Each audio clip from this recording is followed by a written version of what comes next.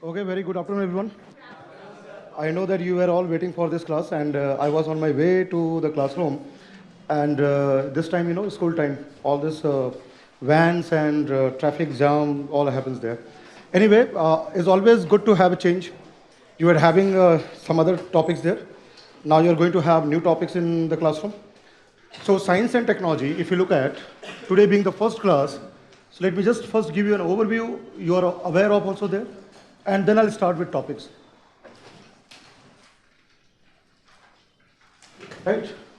Now science and technology area, if you look at in the previous 7 years prelims exam, you'll find that one aspect of the examination is that you have to be aware with basics and fundamentals. Concepts have to be very, very clear. Whether you talk in terms of satellite communication, are you aware of the term geostationary or remote sensing? Or are you aware of the term like meaning in terms of defense? What is ballistic missile? What is cruise missile? These are the basic fundamental concepts which a candidate has to be aware of it. That is very, very important because it's good that you are reading current affairs. You will read a lot of things in newspapers, magazines, and there will be number of materials like in the market. At the same time, Vision IS, current affairs, monthly you are getting there.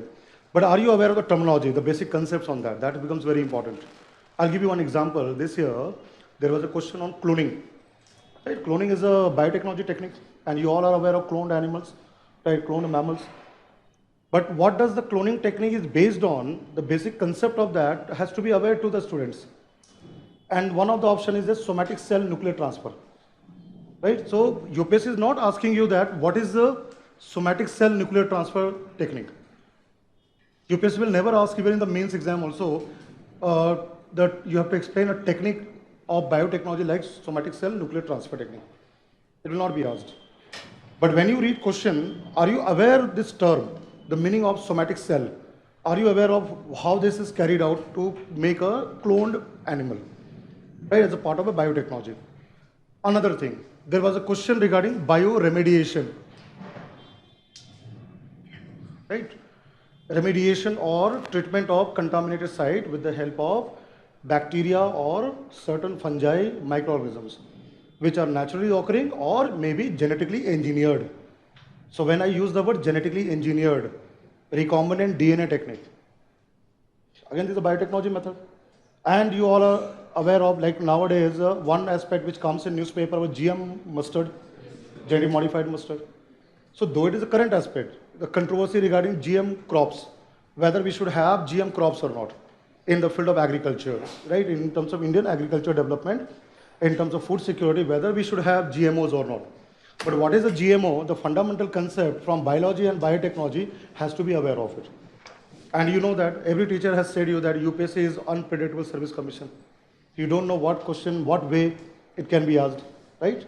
And whenever I start with the topic, I always say to the candidate that science and technology will not only be science and technology, it will be linked with every area of general studies.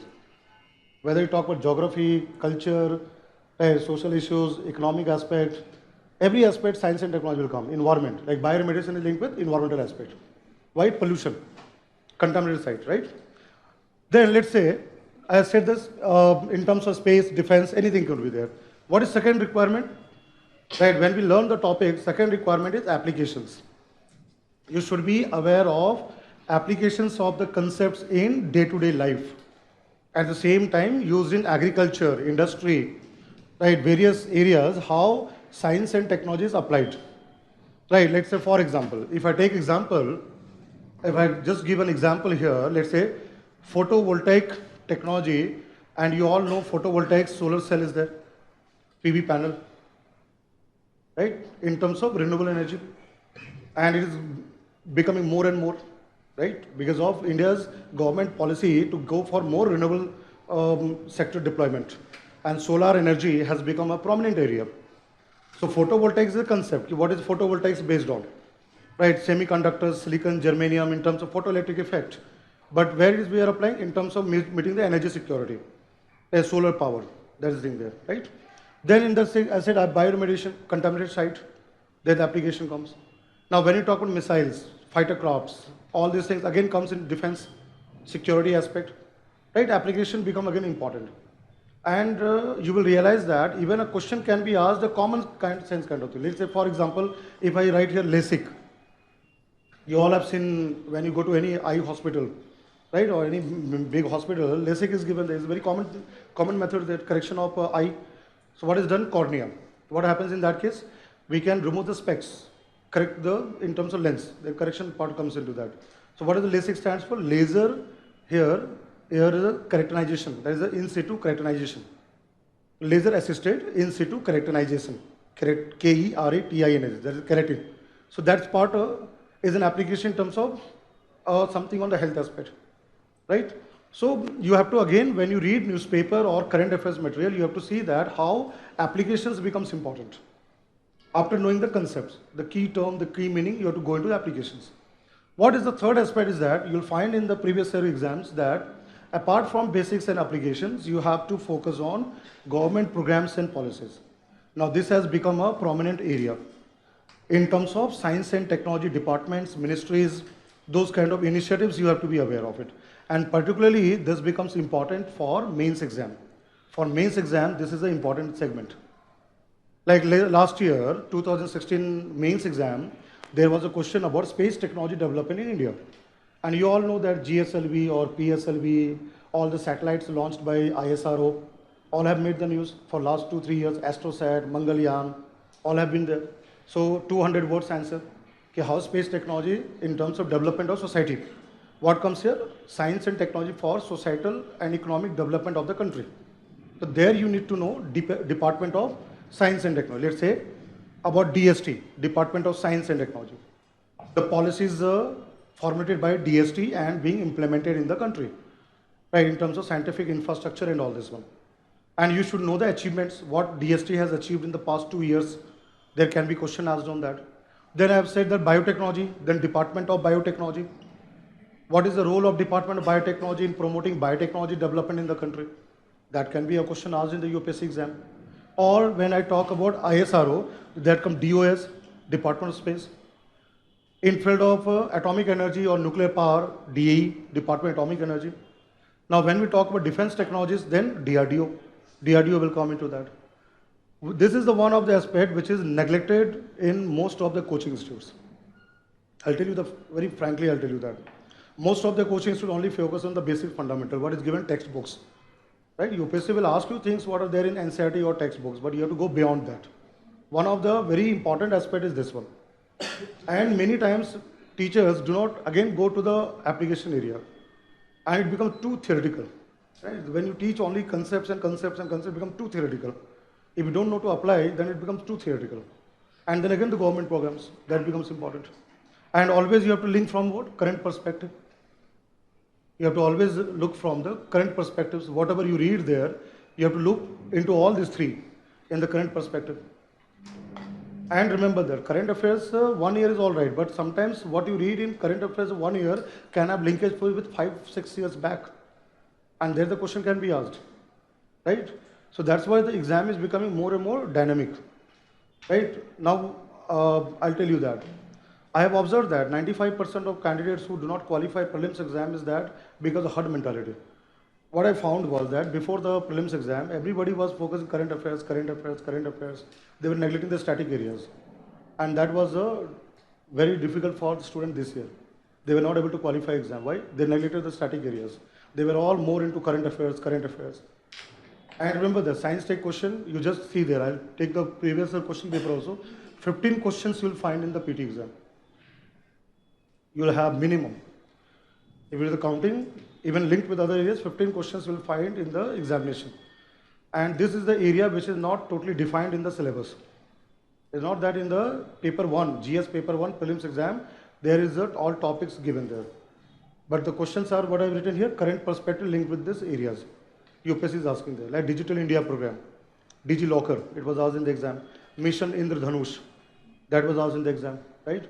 So you'll always find that something from the current and then government programs is linked with that question is asked. And mains exam, you all know the GS third paper, General Studies third, right? You have area of economic development, then technology, then you have environment, biodiversity, disaster management, then security.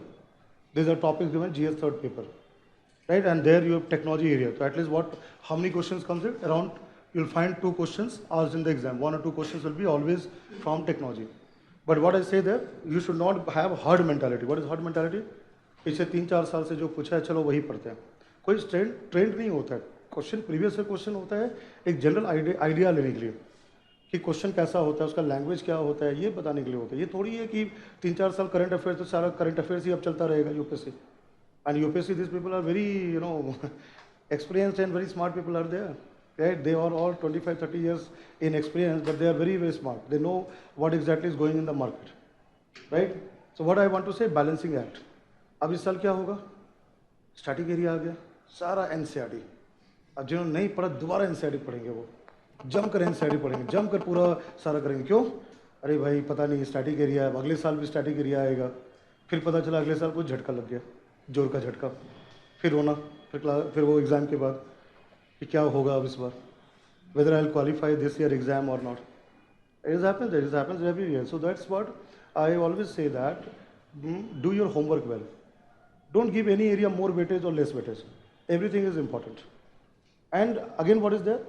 This part. I've said basic concept. Once you are done, be crystal clear with that. You don't have to go back to the again basics. Once you are very thorough and you are confident, then you don't require textbooks. Then you follow with current aspect, application, government programs. But if you lack this area in one first go, that will be difficult, right? So that part you have to remember. Now, how we will go into that? What will be the way classroom program will run here, and particularly the science and technology, the topics which you learn in the classroom. I will start from first aspect from the GS third onward. I will be, since in prelims you have general science. So general science, though this year there is no question. There is no question on general science. But again, you have to read the general science. You have to follow general science. So general science, generally, every teacher says what? Class 6 to 10th NCERT, right? And sometimes biology and all this past class 11, 12. But you don't require that detail of biology class 11, 12. There are topics, important topics, which you have to follow there. But class 6 to 10th NCERT, the general science part, one has to be aware of it. And you have to read about that. All the concept of biology, chemistry, physics and all this, you have to be aware of that part.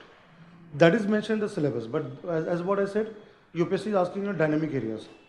Is asking very different type of questions there. Even the question on general science will be applied science. This will be applied science which will be asked in that case. Right? It will be application of science like biofertilizer, biopesticides, laser-based technology, whatever may be that. What you read, it will be applied level, geostationary, right? All those kind of things will be applied level. Then if you look at from GS third topics here, the first topic which is there in the syllabus, science and technology developments. Right? You all have gone through syllabus. You know that what type of questions are being asked in the exam. So general studies third, there you have science and technology developments. So this will be our first topic which will focus on that. Because today's class, being the first class, I'll go to the overview of every area. You'll get to understand how the science and technology developments in India has happened after independence and what type of infrastructure we have laid. Then we'll go to respective topic. One by one, we'll learn every topic there, right? Then what comes here? Second, you have here, eminent Indians' contribution to science and technology. Now in the UPSC exam, mains exam, this part, eminent Indians' contribution, has not been asked in the mains exam. 2013, the syllabus was modified. After that, it has not been asked. So again, remember that UPSC will not ask you the biography. Born in Dhaka before independence, at an early age, father passed away, and came to Kolkata, did his early schooling, education, right? Then did masters, PhD, then this and that. No. 200 words, no? 200 words में कहाँ आप लिखेंगे? जीवनी नहीं पूछा जाता है. आत्मकथा.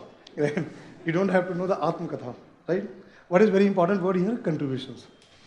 Like for example, Dr. C.V. Raman is a Nobel laureate of India. Chandrasekhar Venkat Raman. And he is known for what? What is contribution? Raman's effect. You all are aware of Raman's effect. What concept Raman's effect is linked with? Scattering of light. Scattering. The word comes scattering. Right? Scattering of light. And today, Raman's spectroscopy is applied to every area. whether study of stars, universe, to study of material science, everywhere Raman spectroscopy comes. And he is the one Indian scientist who has done all his studies in India, all his research in India, and got Nobel Prize. Whereas, if you talk about Dr. Subramaniam Chandrasekhar, right, who was also linked to the same family, the relative there, but his work was based in USA. He was holding green card, right, American citizenship, though he is Indian origin, but he was recognized because of this work in the US. Dr. Hargobind Khurana is another Nobel laureate, but he is again based on his work in the US when he got the Nobel Prize in Medicine and Physiology. These are the Nobel laureates. There is one alive Nobel laureate, right, it is Ramakrishna Venkataraman, Cambridge University. 2009 Nobel Prize was awarded for ribosome structure. Right, again, he is not Indian citizen now, American. He has acquired citizen outside. But they are linked by Atmakatha, born in India, before partition, came to India. All those kind of things are there, right? Then apart from this, there are other Indians like Dr. APJ Abdul Kalam, right? People's president, and everybody knows Kalam, right? Dr. Kalam there, missile man of India. In terms of what we have today, Agni, Prithvi, right? All this ballistic missile system, what India developed, that is the credit goes to Dr. Kalam. But Dr. Kalam, as a scientist, was initially trained with ISRO. He worked in the field of launch vehicle, what we today have PSLV and GSLV. And then he went to DRDO, and he was given the program, what is called IGMP, Integrated Guided Missile Program, in 1984. And then India developed 5 ballistic missiles, right? That was his contribution comes into that. So Dr. Kalam is also eminent, but he has not got Nobel Prize. He is not a Nobel laureate of India, right? Then you know Dr. Satyendra Nath Bose, SN Bose, right? This man was totally forgotten, right? Dr. Bose was totally forgotten. And then he came into limelight. You all know that. Higgs boson particle, HGP, Higgs boson particle, right? CERN, Geneva, the European Center for Nuclear Research in Geneva, the largest lab of nuclear science, particle physics lab of the world, largest. And thousands of scientists are working there, right? And there, because of the discovery of Higgs boson particle, in terms of the origin of mass and in terms of the origin of universe, he came into news. Why? Because of the word boson. The boson word came into that. So his contribution goes into the Bose condensation or Bose statistics, what he has given that. Right? Though Einstein is also linked with the development of that statistics and mathematical thing, but his contribution came into that. Right? Quantum thermodynamics in terms of photon, light, and the particles and all this one. So we have many, not one or two, many. When I come across science and technology development, there is another very important name, Dr. Shanti Swarup Bhatnagar. Dr. Bhatnagar, he is remembered for establishment of CSIR, Council of Scientific and Industrial Research. Right? Though I am today giving you now few names, but we'll go details on every aspect. But why I am adding this? So that you know the different personalities. Dr. Shanti Swarup Bhatnagar, being an eminent scientist of India, he led to the development of CSIR. And today CSIR has hundreds of labs and establishment. And every area of science and technology, CSIR is involved. And a lot of achievements have been there. So he was the first Director General of CSIR after independence. Though CSIR was formed by British India in 1942, during the Second World War. And CSIR completes 75 years this year. 2017 is the 75 years of the establishment of CSIR. Platinum Jubilee. CSIR is celebrating Platinum Jubilee this year, 75 years. So when was the establishment? 1942. Right? Though formally it came into what? 1947, after independence. So we should know that CSIR, in terms of the people who were contributing to the development of CSIR, what type of achievements of CSIR is there. And maybe possible this year mains exam, there can be a question asked on that, about CSIR and the achievement part. And one has to write in 200 words, right? So that is how you have to link it. So I'll be going to that, few examples I have given. What next comes in syllabus? Next in the syllabus, you have very important topic that is called indigenization of technologies. We will be learning about indigenization of technologies. How in India we have developed indigenous technologies. right? Now, can anyone tell me what is indigenization? What is the meaning of the term indigenization? Though we'll learn in detail of this, but uh, pertaining to the needs of today. Okay, anything else? Okay, anything which is completely designed and manufactured here in the country. Right, that's part of that. That's right. Right, indigenization is now a buzzword, and that is a part of science and technology policy in India. That's what we are from 90s onward going for indigenous technology. But what he has used a very, very important word, design and manufacture. But designing and manufacture, what we are doing is based on technology transfer, TOT, transfer technology from outside. Because when India became independent, we didn't have resources. We didn't have enough of R&D, research and development. And we need to what? Import technologies. Even today we are doing that. We are having deals. We are signing agreements with France, US. Then you know about Israel has become one of the very important strategic partner. Russia, right? Soviet Union right from the beginning, being an important strategic partner of India. So now today we have got more friendly countries who are helping to transport the technologies to India. And then what we are doing that modification. We are designing. And what is very important, make in India. I'll give you one very good example. If we talk about the example here, cryogenic engine. Right, today the cryogenic engine, what GSLV has, geosynchronous satellite launch vehicle. And one of the very important current aspect is GSLV Mark III, the heaviest rocket or launch vehicle what ISRO has developed, which can carry or which can put 4,000 kilogram, 4 tons of satellites of payload into geosynchronous transfer orbit, GTO. They it can transfer. At the same time, GSLV Mark III can be modified to put humans in outer space and bring them back. That is what ISRO is working on, the manned flight, manned spacecraft. We are working on that. But what is very important technology here? Cryogenic. Initially, we borrowed 7 cryogenic engines from Russia. There were a lot of, conspiracy also there. Few of the ISRO scientists were also FIR were filed for spying or something on that case. It has happened in Thiruvananthapuram and all this. And there were a lot of, Western aspect who thought that India should not get this technology. Right? Because if India acquires the technology, India can go into more advanced stage. And there was a hand of even America also there. US hand into that. But then what happened? Ultimately, we got the technology. We had deals with Russia, signed the deals and everything. And then we modified, designed as per our own requirement what our GSLV requires. Right? And we are manufacturing also. Today, the cryogenic engine, 4th cryogenic engine successful testing was done there, where we launched the GSAT-17. That's the heaviest satellite. Now we have launched there. So we have been developing now. And we have a center for that. There is something called LPSC, Liquid Propulsion System Center, Mahendragiri. Where is Mahendragiri? Tamil Nadu. We have developed now indigenous cryogenic engine. So that is indigenization. Then, light combat aircraft Tejas.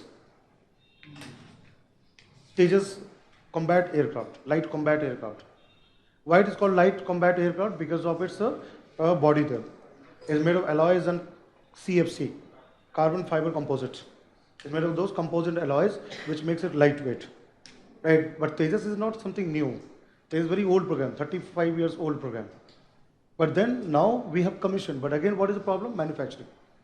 Right? Indian Air Force requires more of such kind of fighter craft, advanced fighter craft, so that we are equipped to counteract any kind of threat, right, to our national security.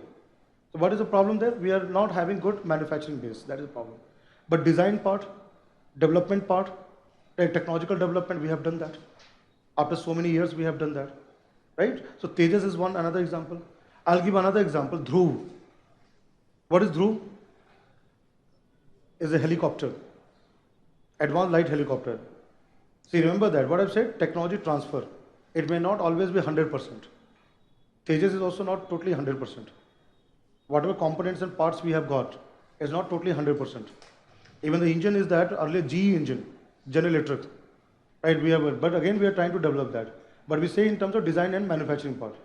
So now with the Dhruv is a light helicopter, is an advanced light helicopter, and Tejas and Dhruv both have been built by HAL, Hindustan Aeronautics Limited.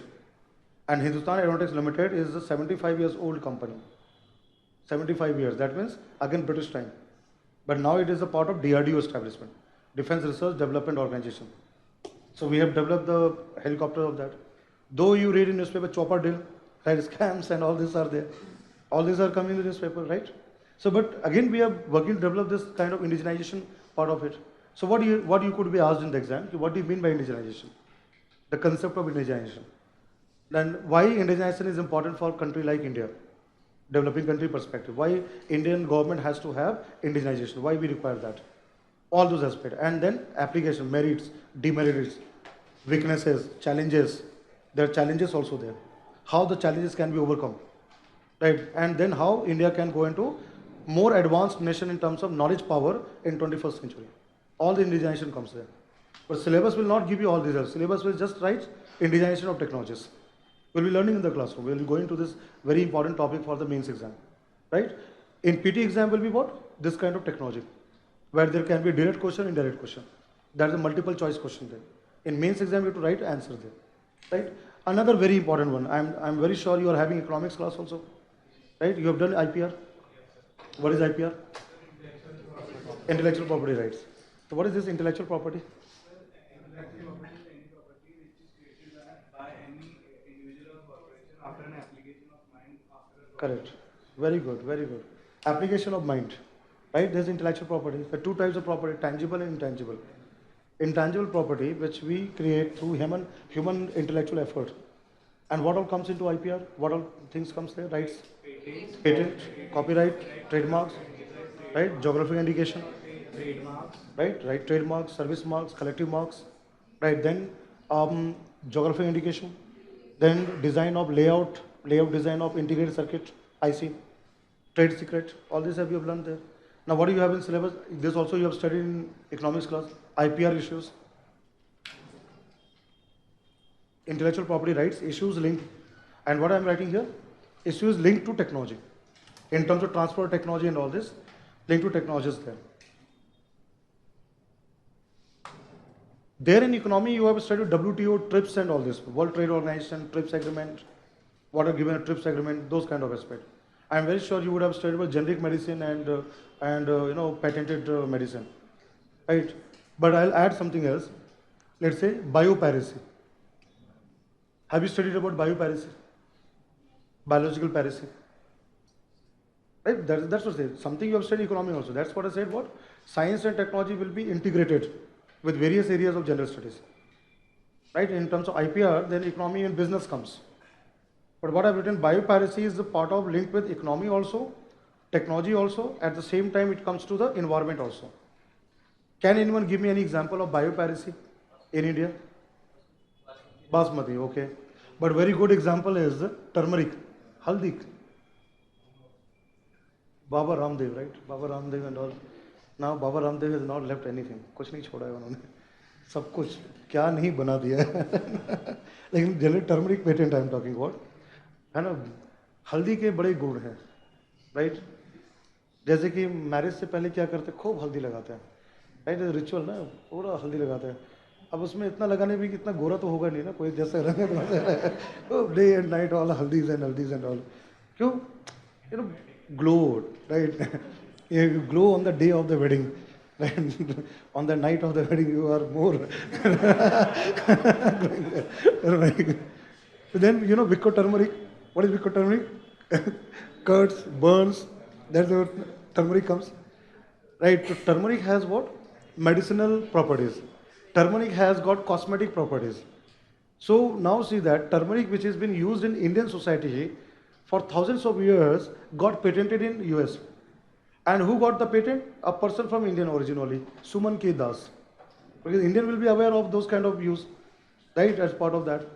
So the patent in the US, then central government has to go for revocation of patent.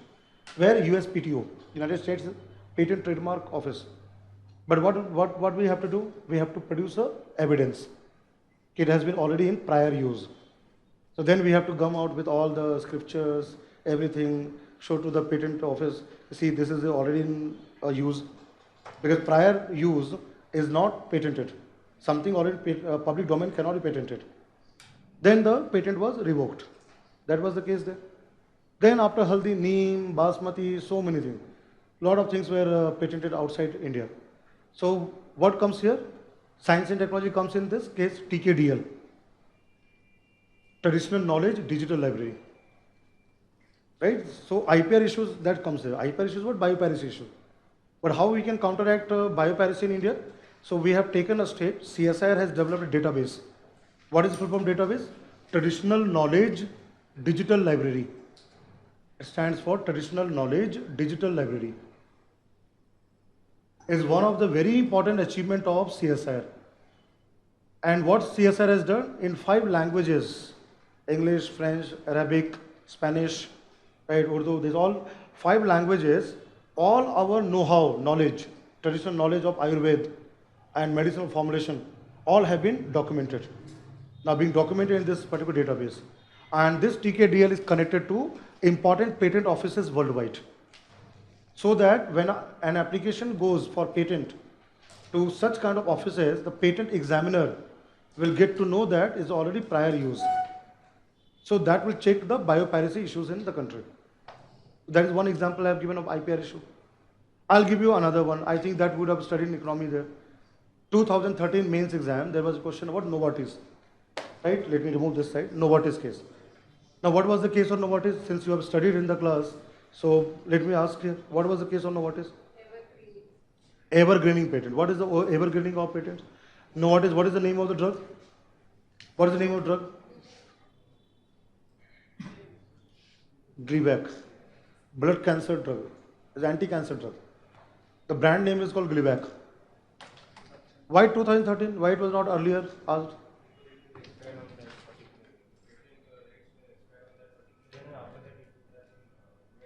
Right.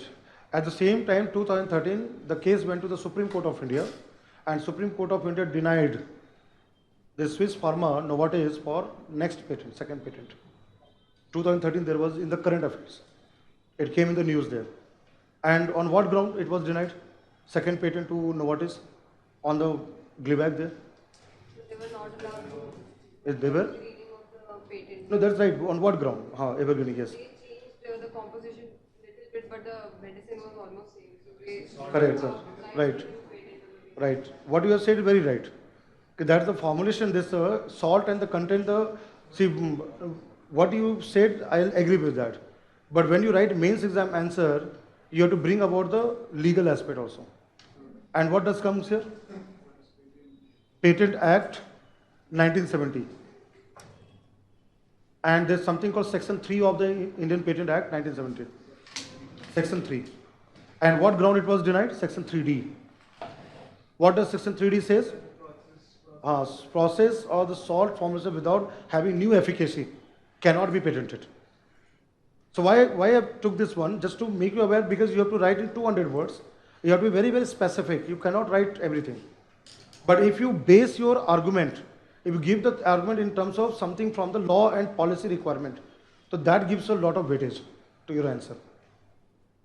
That was asked in 2013. Now it will not be asked. UPSC is not going to ask you Gleevec again. But if I give you another name, Nexavar. What is Nexavar? It's again a blood cancer drug. Not blood, is a cancer drug there is used in there. And which company? This patent is the Nexavar. Bayer. Right, Bayer company. They have a patented drug called Nexavar. And why I've written this example? There's something in the Indian Patent Act, and every country's patent law gives a provision called compulsory license. Compulsory license. Here in terms of compulsory license. First time in India, compulsory license was granted to a company, a generic pharma company, Indian company, Hyderabad-based company called Natco Pharma. Natco Pharma got from Indian Patent Office first compulsory license to manufacture generic version of Nexavar and sell in the market. That's the first case. So now what comes? What is compulsory licensing? Under which section of Indian Patent Act compulsory license comes? Section 83. What are the grounds on which the Indian Patent Office can give compulsory license to any third party to make the same things and sell in the market at a cheaper price? So that is again the part of it you have to learn. Now I'll come again there. Gene patenting, patenting of human DNA. There's a debate going on all over the world whether human gene can be patented or not. Can it be patented, human gene? Let's say insulin. You know that insulin as a hormone is very important for blood glucose, control blood glucose there. Right? So let's say if any biotech company patent over human insulin, is it allowed? Human insulin? Why? Why it is not allowed? No, ethically is all right, but here we're talking in terms of patent rights and patent law. Ethical aspect will also come there. It will come into every aspect of ethics will come. But from the patent aspect, what will be the part of that? And what I've asked the question is that whether one can patent human gene. Is patenting human gene allowed under Patent Act or not? Can one go for patenting of insulin, human insulin, or myoglobin or hemoglobin, any therapeutic protein, something on the DNA or gene on that? Can one get patent? Why I ask the question? Very fundamental question. That's what I said. You have to always know the concept. Without the concept, you will not be able to qualify exam. No, but insulin is insulin. In every human cell, insulin gene will be the same. The DNA structure will be the same. Genetic sequence will also be the same. What I have got, what he has also got, same sequence. If you do the DNA sequence, you will get the same sequence. On what ground patent is given? हाँ वही मैं पूछ रहा हूँ कि on what grounds patent is given? Something has been dug up intellectually. Patent has to be given for that. That's what I'm saying. First, that's what I'm saying. What is the concept here? Whenever such question comes, see, remember that UPSC can ask you anything, right? It can ask you gene patent, it can ask you stem cell, it can ask you for GM crops, anything can be asked. What are the basic grounds on which patent is given? What are the grounds there? How many grounds are considered before the application, patent application considered, and then a patent is given to, granted to the applicant? What are the grounds on which patent is granted? Anyone from the law background here? Nobody is there? Okay. Have you studied in your law classes? IPR aspect? So on what ground the patent is given? That's it. So that you'll all learn, don't worry. You'll be learning. That's what I said. You'll all will be finding this subject very important because this subject is such a subject requires very different approach. But unfortunately, it has been not dealt in this way in other places. So you'll be having all those things. I'm going to have 10 classes. There will be 10 classes, 3 hours each. Will be all totally on science and technology there. Right? Today being the first class, I'm warming you up, warm up. Because after that we have to run marathon. Right? So that's what I'm giving you entire overview of the things. Okay, let me tell you that. There are 3 grounds on which a patent is considered. The first ground is called novelty. What he was saying that, right? So what is there? I'll write there. The 3 grounds on which patent is granted by Indian Patent Office or any patent office worldwide. The first ground is called novelty. It has to be new, something new, right? What is second ground on which is utility? It has to have a market use. Abstract ideas are not patented. Unless until it does not have a market use, any commercial application patent will not be given. So utility comes, usefulness of that particular invention. Right? Invention can be that product or can be a process. The usefulness comes here. And what comes very important, this one. Non-obviousness. There's a ground called non-obviousness. What do you mean by non-obviousness? A person trained in the same art, same skill, is not obvious to him or her. Something very unique has been done. So now when I say gene patent, when I'm talking insulin, let's say example insulin gene. The insulin gene, right, fails into many ground. Why? Why it will fail in non-obviousness?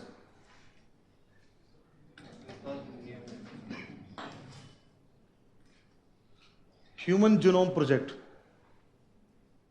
The entire human chromosome has been sequenced. And today, scientists have the entire information of human chromosomes, DNA, because of this project. When it was completed, 2001, where? USA. Right, all 23 chromosomes plus 22 pairs of chromosomes plus we have sex chromosome plus mitochondrial DNA. It all been mapped.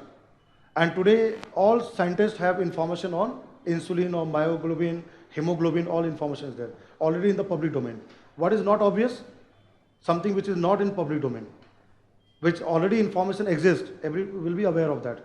And what I said, a person trained in the same field, right, is not obvious to him or her. So biotechnologists who work in molecular biology will be aware of insulin gene. That's the ground it is not given.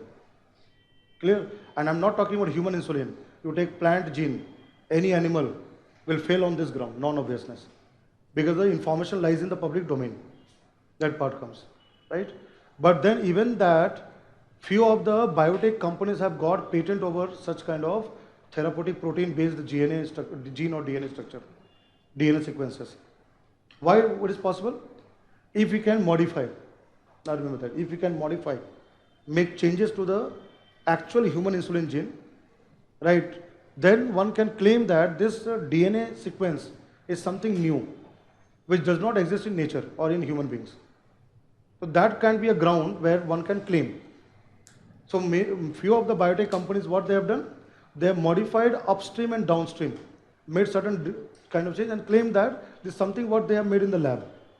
And on that they have claimed for the patent. But naturally occurring gene will not be patented for any animal, plant or humans. That's the ground. So what I want to say, when question comes in the exam on IPR aspect, you have to always apply the logic. Three aspects I have given. You can take it for mechanical engineering, electronics, or biotechnology, you take defense, you take any technology. These three grounds are applied to the inventions. Right? Is it clear here? Right? Just an example. So we will go into the IPR issues. There will be a topic on this IPR issues. Then you have in the syllabus another very important topic which is given there. That is you have to learn for developments in few areas have been listed there. Developments in space. This first part is given space technology. Second is here IT, information technology. Third is given computers. Then fourth you have on here nanotechnology. Then you have biotechnology. And then you have robotics. These six areas have been listed. Developments in the field of space, IT, computers, nanotech, biotech, robotics. But again, we will go beyond that. This is what is listed in the syllabus. Syllabus is just indicative. We will also go to the defense. We will learn about defense part. We will also learn about energy, where I will discuss about atomic energy, nuclear science and technology. We will go to renewable sector. All those things we will learn in the classroom. Right? Then in terms of biology and this part of that, health also comes. Like this year, in the prelims there is a question of Zika virus. Zika virus was asked. After 2 years, 1.5 years, 2 years, Zika virus question was asked. A very basic biology was asked on that. Right? People have been reading only microcephaly only that. But question is something different. Right? It was also expected that question will come on such areas which are there for the past 2-3 years. That Zika was for Brazil, that part. Two statement question have been there. But most of the people are aware only transmitted through mosquito bites, but not through the right, blood or any kind of sexual transmission and all this. And there in the statement you have sexual transmission and that's given there. Aedes aegypti is all right, where people know about it. So what the UPSC does is always goes to something new area. We'll learn about this, we'll be getting into those areas. There are many such aspects which will be covered in the classroom. Alright, so this is a part of the syllabus and all this. Okay? Let's start with the topic there. This is what I've given you the part of it. I'll go to the topic there. So first, and then slowly we'll go into every area of the science and technology.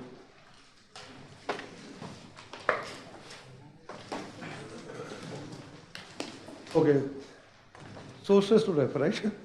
Nobody asked me which book to read and what magazine to follow, current aspect. Right, you have already gone through orientation sessions and all this. Vision IS has already given all these kind of things there. So which all book you have?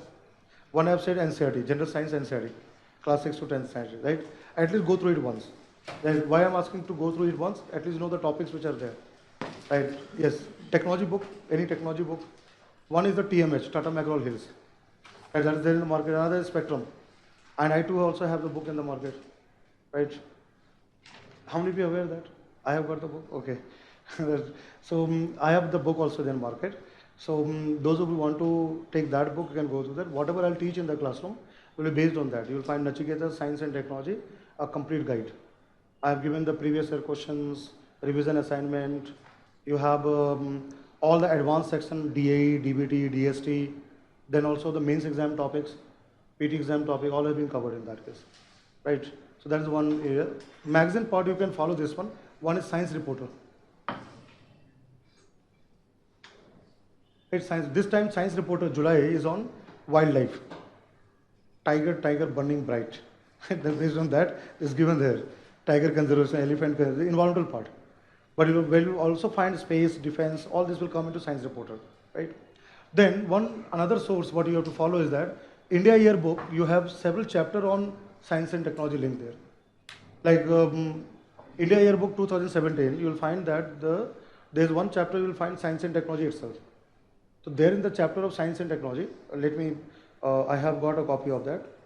I'll tell you how you can proceed on that. See, what is the problem with India Yearbook? Too factual. Too many facts are given.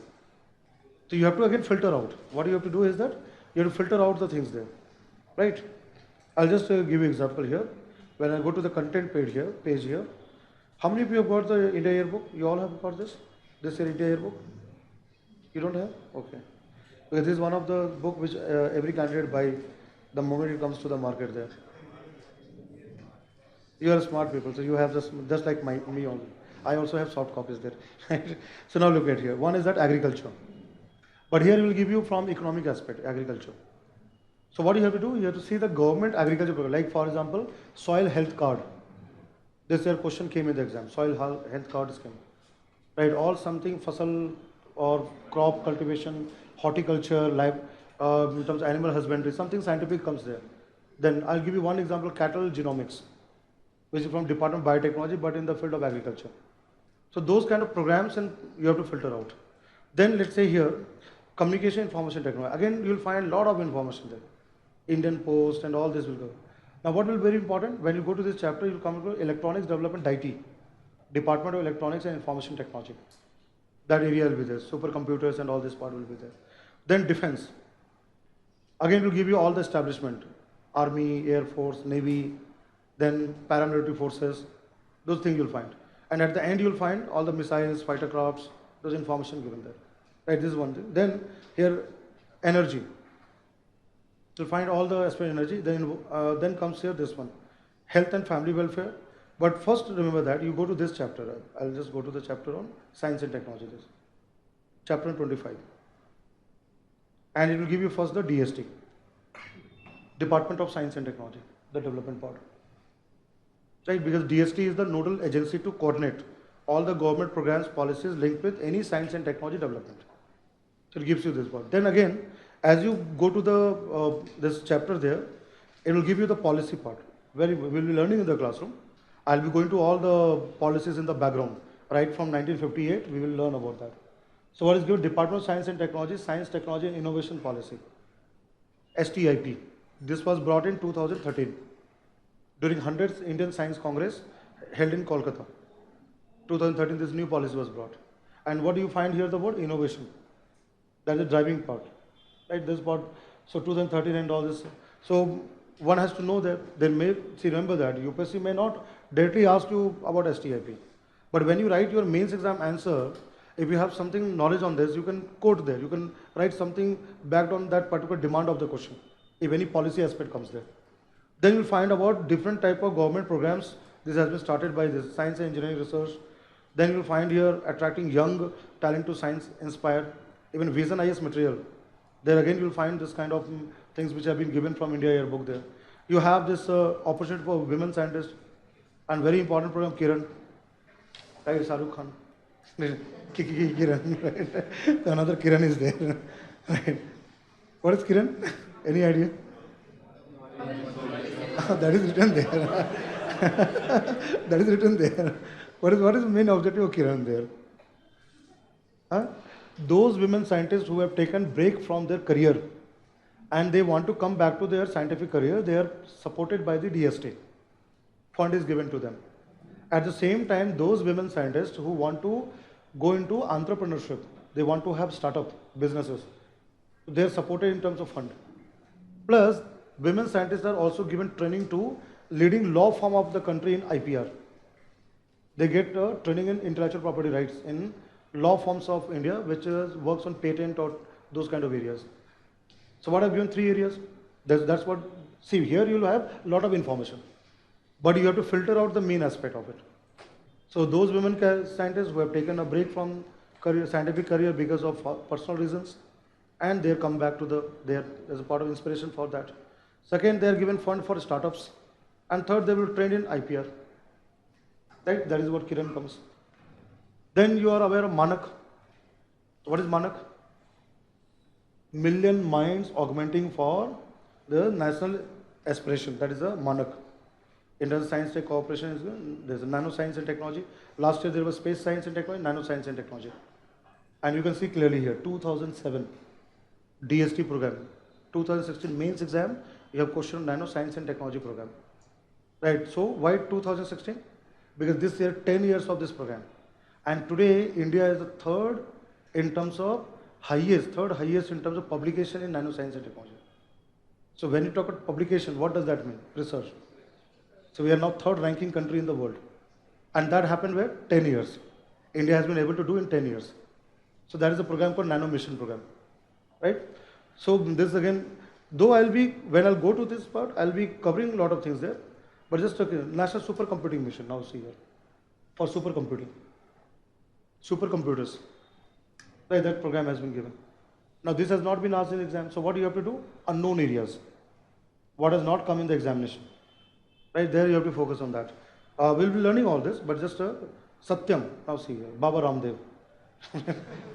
What is science and technology for? Yoga and meditation. For that funding is given. I've never understood that, how he is able to do this stomach up, andar bahar kaise kar rahe? How many can try this? Huh? You can try this? No, his stomach is very flat, so you can do that. No. Okay. I've tried many times, but I failed. It's not possible there. So I'm very happy with single pack, right? So there is a research for that. Research. Many times, interview, personality test, hobby, yoga, meditation, people write there. But there's difference between yoga and meditation, that is right. And question is asked in the interview board also. Which type of yoga you do there? Yogas are also very different types of yogas are there, right? So meditation, the difference. So there is a research program for that. Then what you find, Nidhi, you find, now this is Manak. Million minds augmenting national aspirations and knowledge. कौन बताएगा क्या है? इसमें तो वहाँ दिया हुआ है, top ideas वगैरह. But you have to put a Manak into, let's say, 50 words. You have to write in 50 words. What should be that points there? This is what you have to learn from the mains exam perspective. An objective type question will be what? Statement given. Two statement given, and you have to identify which of these are correct. Right? So what is the Manak? Manak is a program under Inspire, where school children are encouraged to give their ideas for any solution to societal problems, any innovative ideas. So this million word has come from there, selection of that. So it goes to a layer by layer. It is filtered, and that finally go to a team of scientists who evaluate those ideas. So imagine that so many schools in India, thousands and thousands of schools, so many school children, their ideas are collected, and ultimately the top ideas, that goes to the DST. And the DST gives a mentorship. These children who are selected are mentored by scientists or organization, their brilliant ideas. And ideas are made into prototypes. Right? I'll give you one example. If you think a bright idea, mitti ka refrigerator made of soil, you don't require any power or electricity there. Right? And you have such kind of system developed. So how that idea can be translated into product?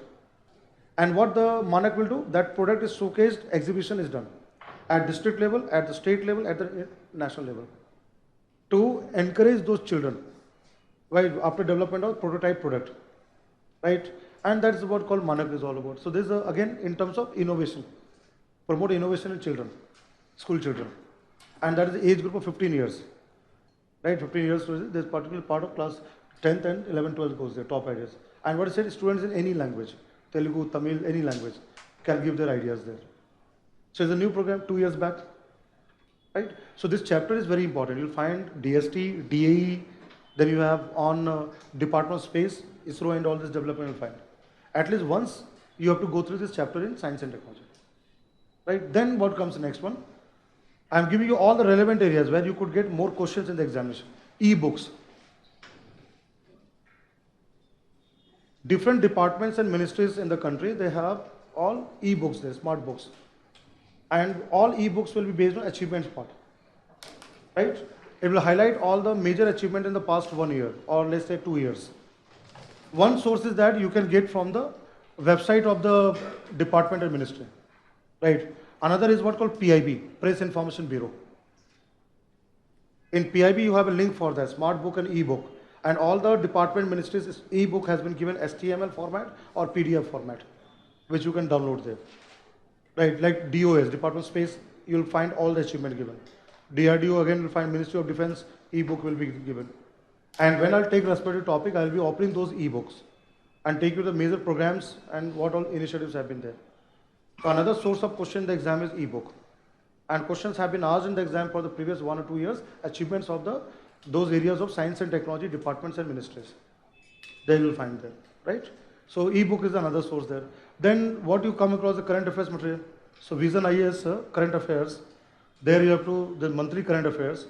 It gives you all the section wise and there will be science and technology also. And that will compile from the Hindu paper, Indian Express, different websites, all will be placed in that. And is also given why in the news. You'll find boxes also given explanation part. Right? So those kind of things you have to link there. Apart from this, what approach you have to have? Question and answer. Always you should think in question and answer format. You question yourself. What question can be asked in PT exam? What can be asked in mains exam? So that you frame answer in the mind. So that when the question comes in the exam, at that time it strikes to you very fast. Many times what happens? You have only superficial reading. You only read the current affairs, but you don't think over it. So give a thinking of that. And I'll tell you that UPSC is not going to ask you rocket science. How a rocket is made, PSLV, that will not be asked. UPSC will not ask you the engineering aspect. Right? It will be very simple questions will be there based on general understanding. Right? So that's where you have to go across. Right? So let's first topic I am starting with science tech development there. Basic concepts and all you can follow given that there's already my book there, you can get into that. So that in the classroom I can tell you where I have mentioned that. But let's start with science and technology development. So first I will give you the overview. What will be my way of teaching? I'll teach something on the whiteboard, then supplement with class notes. I'll be giving certain notes also there, written notes also. Those will be brief format notes so that you can always revise before the examination what are the key points there, right? But first I'll explain to the whiteboard the things there. Now, development in science and technology. See, we can broadly divide into 3 different areas which I'm putting across. India has a legacy of science and technology. The first part comes ancient times.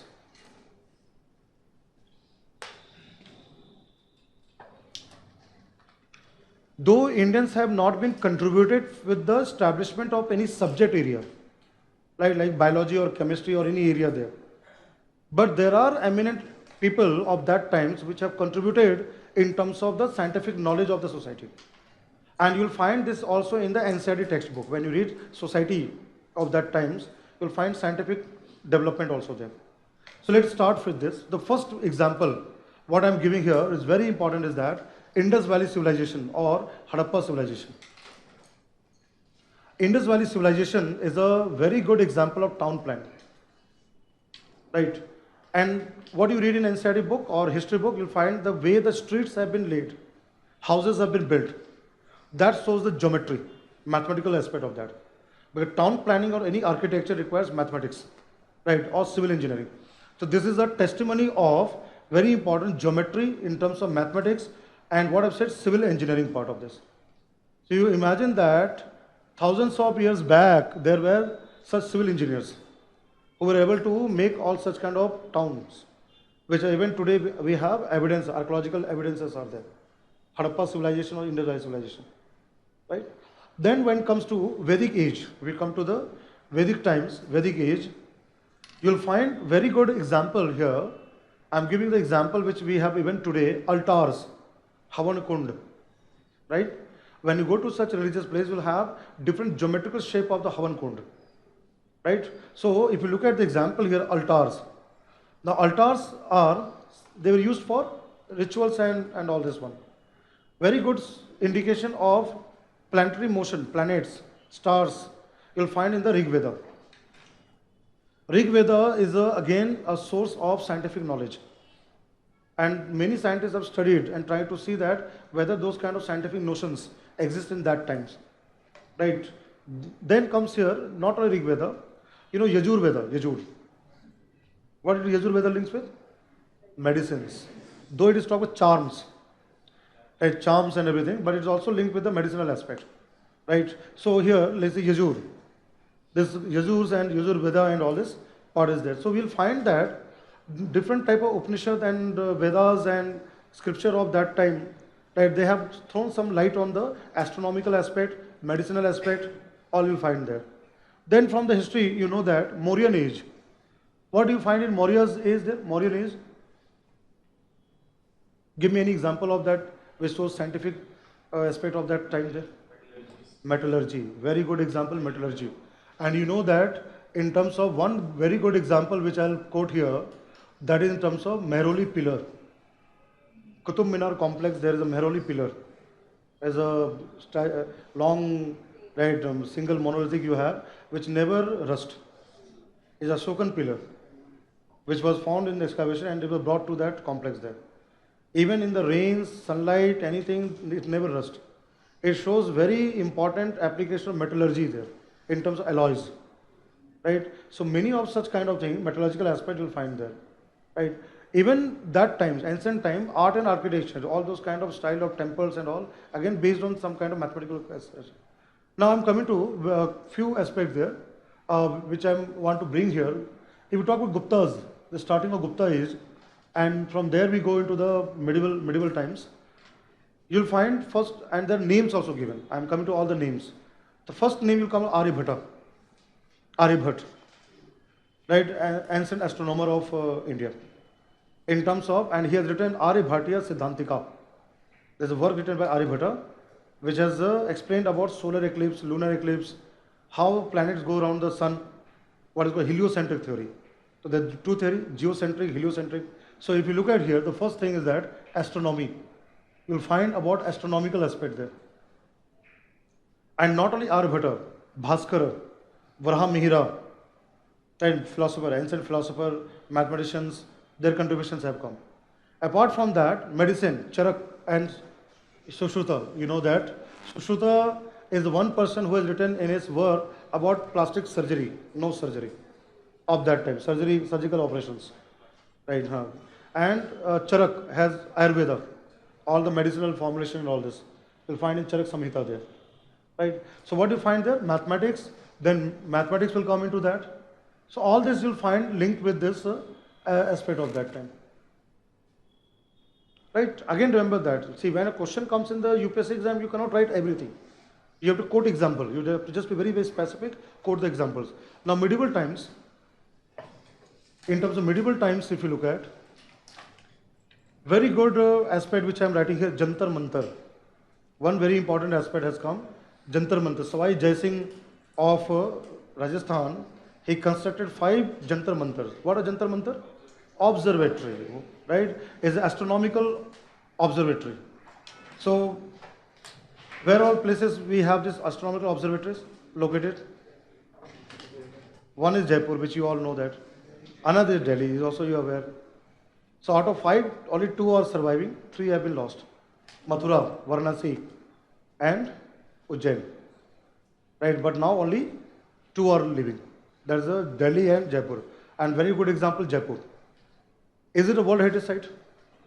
UNESCO World Heritage Site, Jantar Mantar? Does it come into World Heritage Site? You know that. UNESCO, United Nations Educational, Scientific, Cultural Organization. Has it been inscribed as a World Heritage Site?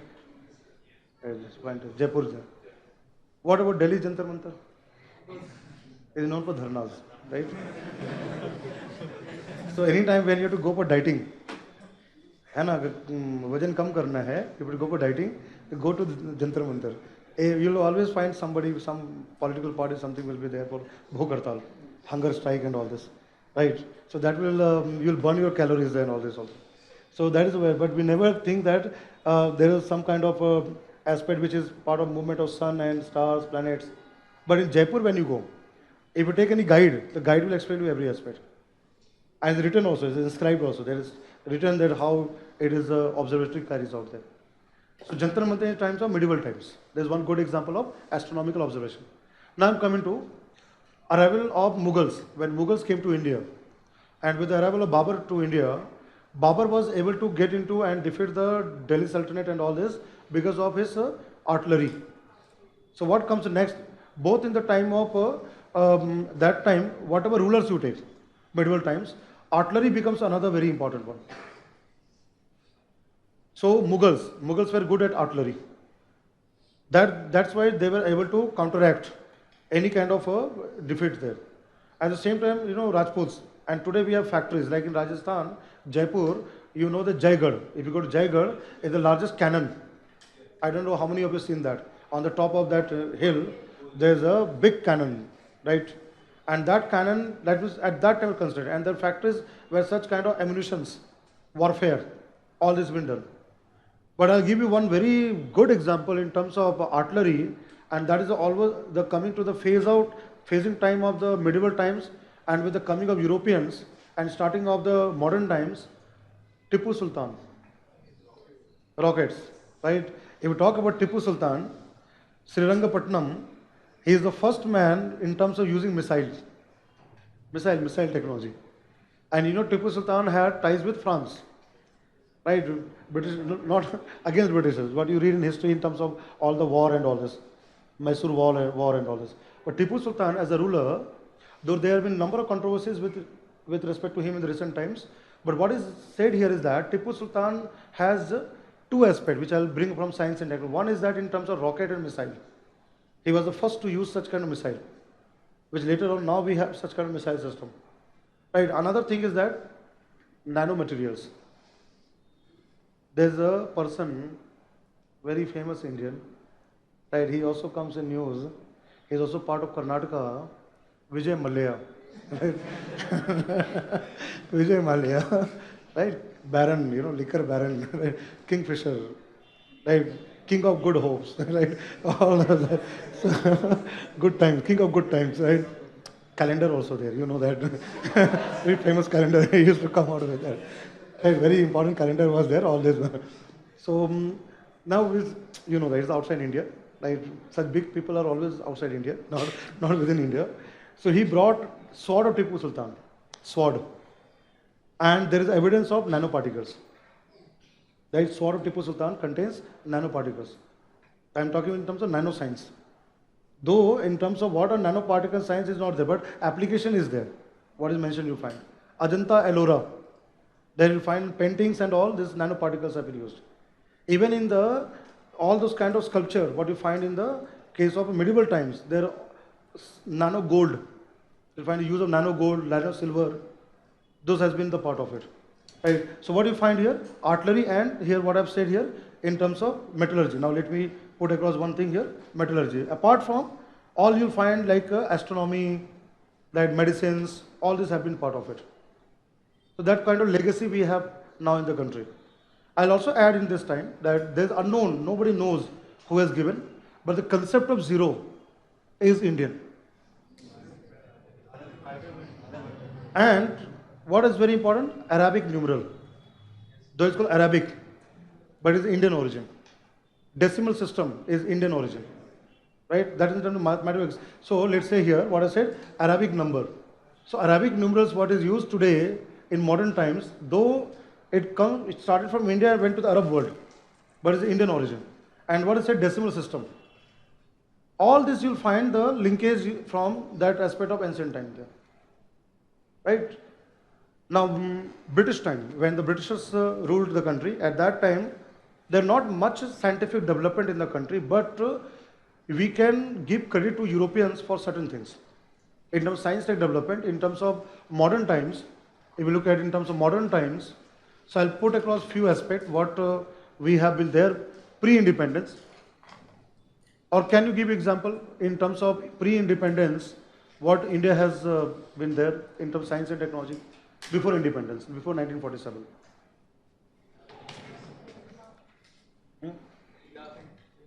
Which one? Telegraph and train work, right? That is again locomotives, right? That is what Britishers brought to India. What was the main objective? To connect to different parts, so the resources can move, goods can be there, ports and harbors. They've considered all for their own kind of welfare, but actually technology flew from England, for what industrial revolution, and came to India, right? Now, what is I'm writing here? One aspect which I'm giving example here, survey organization. You'll find number of survey organizations were laid during the British time. And we today have all the survey organizations, like for Archaeological Survey of India, right? Who has formed Archaeological Survey of India? There's very famous viceroy who is known for Bengal partition, Lord Curzon. Curzon was so though people read about from negative sense about those kind of viceroys or governor general and all, but Lord Curzon, Public Works Department, PWD, he was the person to have Archaeological Survey of India. He has contributed in that phase.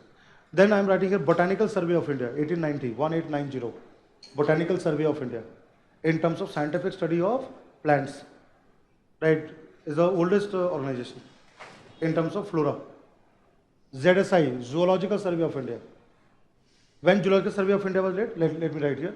BSI, 1890 was there. ASI already have more than 150 years is there. Then what I've given here, ZSI, Zoological Survey of India. 1916, 1916. 1st July 1916, Zoological Survey of India was established. And very important, you should all know that Survey of India. Survey of India has completed 250 years. Right? There is a body called Survey, oldest Survey of India. And what does Survey of India deals with? Maps. See, one is the normal type of maps. Another is called sometimes dedicated thematic maps, which will be part of defense also there. Sometimes army and all those military systems, they also use a certain different type of maps, which are not available to public. All those kind of maps are approved by Survey of India. So Survey of India as an organization is a very big organization. And what I'm saying, this year, 2017, 250 years back, it was established, 1757, that come. So that is a kind of a organization which was laid by, because Britishers were interested in having data, to get the data from there. So from scientific aspect, I have given example, botanical, zoological, all these were laid that time. Then what I said here in the CSIR. CSIR was, though formally came into existence after independence, but the establishment was in 1942. What is very important? Scientific and industrial development in the country. So Britishers thought during the war, Second World War, to go for some industrial kind of thing which can help British India in the war. And a team of scientists from India and Europe and few eminent industrialists of the country, industrialists, were the part of this group. Right? Though it didn't had much impact of that times. Right? And then later on, after 5 years, it made a kind of a starting point of CSI. Right? So that goes into that. Again, what you said, telegraph, in terms of trains, all those kind of development has been again brought into that. But in terms of the good example I've given, what this two example comes there. Now what comes after independence? So just simply in this flow chart, you write here second post-independence, but I'll bring about it separately there, post-independence. Just write number 2 post-independence, but I'll separately put on the flow chart there, post-independence there. So now post-independence, right, first Prime Minister of India, Pandit Nehru, he focused on infrastructure development, and we focused 3 strategic areas. So what are those strategic areas? Everybody is written the post-independence. I'll just clear this, all this mess here, then I'll come to clean and come into all those areas. So I'm just removing this one, right? Yes, tell me, what is the first part of it? Heavy machineries, okay. But I'm saying strategic areas. So tell me, what are those strategic areas? Power, okay, defense. Railways was earlier done by Britishers. They already laid the railways in India. Okay, let me come across that. So science tech development, I'll make it, you can just draw this. After independence, I'm making into that, and then I'll add every aspect on this flowchart. Science tech development, the first thing, India started with atomic energy. The first aspect comes nuclear power.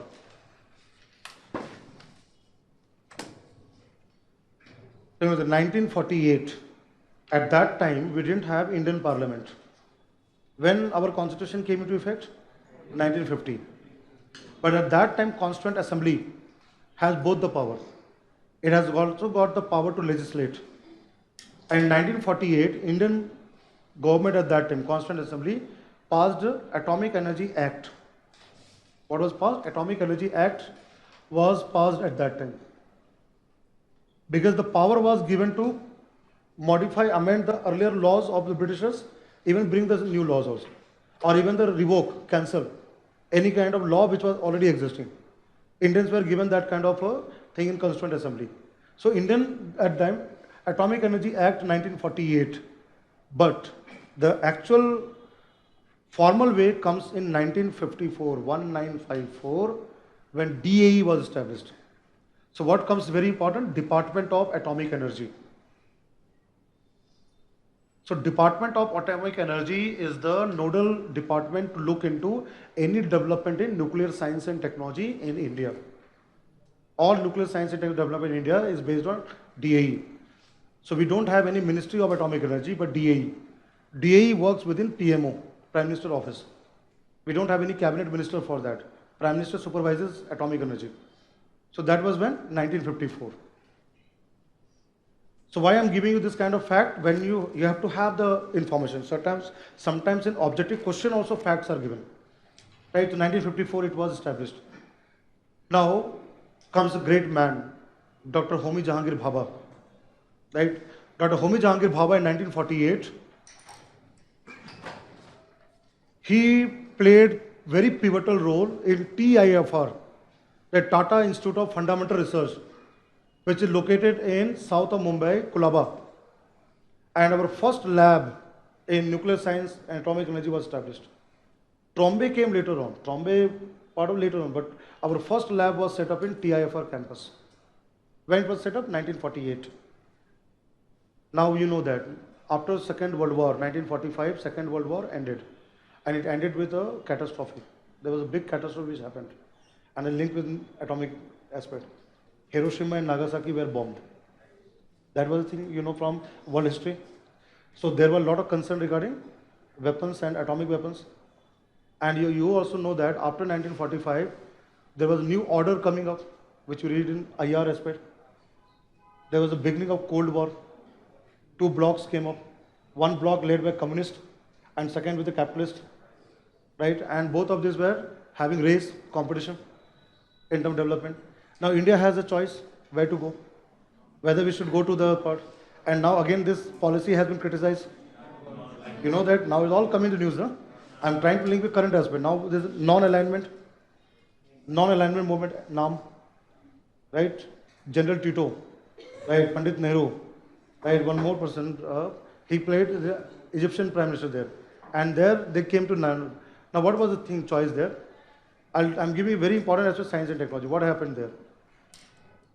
We required for R&D, research and development, research reactor. What is required there? Research reactor. Because unless until we don't have this reactor, we would not have started the development of civil nuclear power generation in India. And we got the help from a country, Canada. Not from US, Canada. Canada gave to India research reactor, and we started working on that. The first research reactor came from Canada, and uranium also. You know, Canada has the reserve of uranium. So at that point of time, we got assistance from Canada to start with nuclear science and technology research. Right? And we started working on that. And Dr. Bhabha is a visionary. So what I'm writing here, nuclear program of India, Indian nuclear program. So now I'm talking in terms of nuclear program. We have two type of program. You know that we have a dual program. India is today a nuclear capable country. Right? We have for peaceful use, and we always have maintained that India's nuclear policy is always for peaceful purpose. At the same time, we have also developed nuclear weapons. So we have all the dual thing. Military also the defense part, and the same peaceful part. But what I'm writing here, Indian nuclear program in terms of civil part have 3 stages. We have 3-stage program. Right? So first stage is that we have developed boiling water reactor. India worked to develop the first type of nuclear reactor, power reactor. I'll use the word here, power reactor, in terms of production of electricity. So we developed boiling water reactor. And where first it was operationalized? Trombay, where you have BARC center, Bhabha Atomic Research Center. Trombay and Tarapur, that is two center we started. Later on, this boiling water reactor was set up, was commissioned in Rawat Bhata. Where is Rawat Bhata? Near Kota, in Rajasthan. So first type of power reactor built in India was boiling water reactor. Then India developed with the help of Russia in terms of transport technology what is called pressurized heavy water reactor. So our first stage power generation is this two type of reactor, this technology which we have developed there, pressurized heavy water reactor. But today India has got pressurized reactor also working with light water, normal water. What is heavy water? Deuterium oxide. It uses the isotope deuterium. Normal water, what we drink, contain hydrogen also, deuterium also. But deuterium is very, very less. It is hardly 0.01%. But what is very important? We are using this reactor, heavy water itself, which we make, which we manufacture in the country. And now I'm telling you that. The way we have laid establishment, we have one body called a Heavy Water Board, HWB in Mumbai. Heavy Water Board. And today India is the leading producer of heavy water in the world. We are producing heavy water, not only for our reactors, but also export. We are leading producer of heavy water in the world. We have laid that infrastructure, right? And what is the name? Let me write here. Heavy Water Board is there. Heavy Water Board establishment in Mumbai looks into all this manufacturing plant of deuterium oxide. And we are a leading producer of such kind of heavy water.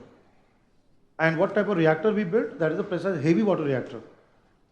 Right, remember that. Concept part, I'll come to respective topic. Here I'm just giving development.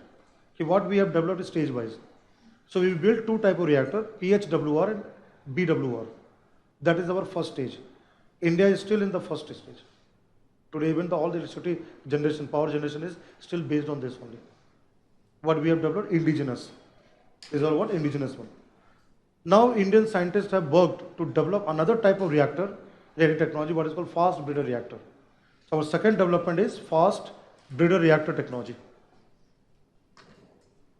This is our second stage.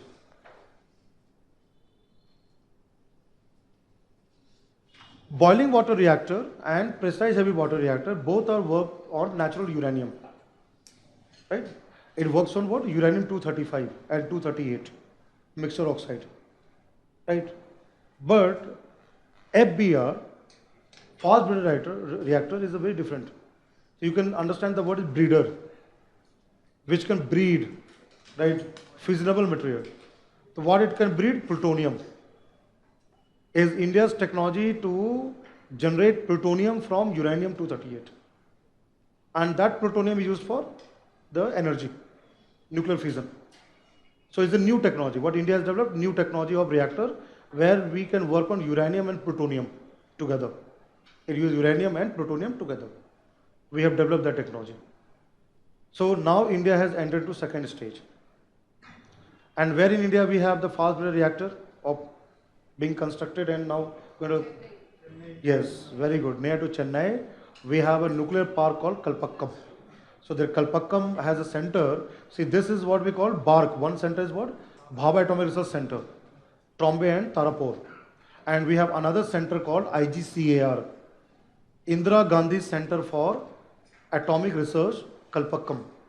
Where is BARC located? Trombay and Tarapur. But we have IGCR, which is the Kalpakkam in Tamil Nadu. This is another important R&D center. And India has developed second type of reactor, that is FBR, right, which can generate 500 megawatt electricity. Already has been all advanced stage. We have been all done that. India is now in the second stage. Now what is the problem there? Both are based on uranium and then FBR we have plutonium also there. So India has limitation. What limitation we have? We have less uranium but more thorium. Right? India has got more thorium. And thorium is found naturally in the form of monazite sands. There is something, monazite sands, which are found in the Kerala, and not only Kerala, but also in certain sites in Tamil Nadu also, right? But maximum abundant is Kerala. And we also have in Odisha also, right? Remember that, that's what I'm giving you that. You only read from the book that Kerala, but we have on the Tamil Nadu also and also in Odisha. But where is more abundant? Kerala. What I'm saying, naturally thorium, but it's not a pure form. It's a raw form there. You can say ore, is the ore of thorium. So what we have to do? Extract. And what I'm now going to write? Bark has developed another reactor technology called AHWR. So what we have third stage, people from this side cannot see that, I'll just move out here. We have now third type of technology developed, that is called advanced heavy water reactor there. Again it works on heavy water, 300 megawatt reactor there, which is India's thorium reactor.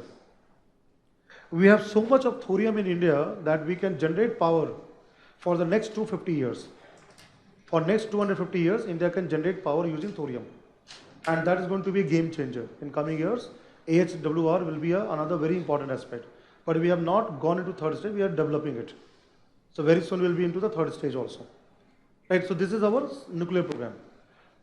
Military purpose, I have already said we have nuclear weapon, and you know Pokhran 1, 1974, India carried out first nuclear test, and then 1998, we carried out second Pokhran test, Pokhran 2. So we have nuclear weapons also there, which is for deterrence and as a part of there. But this is a peaceful use there.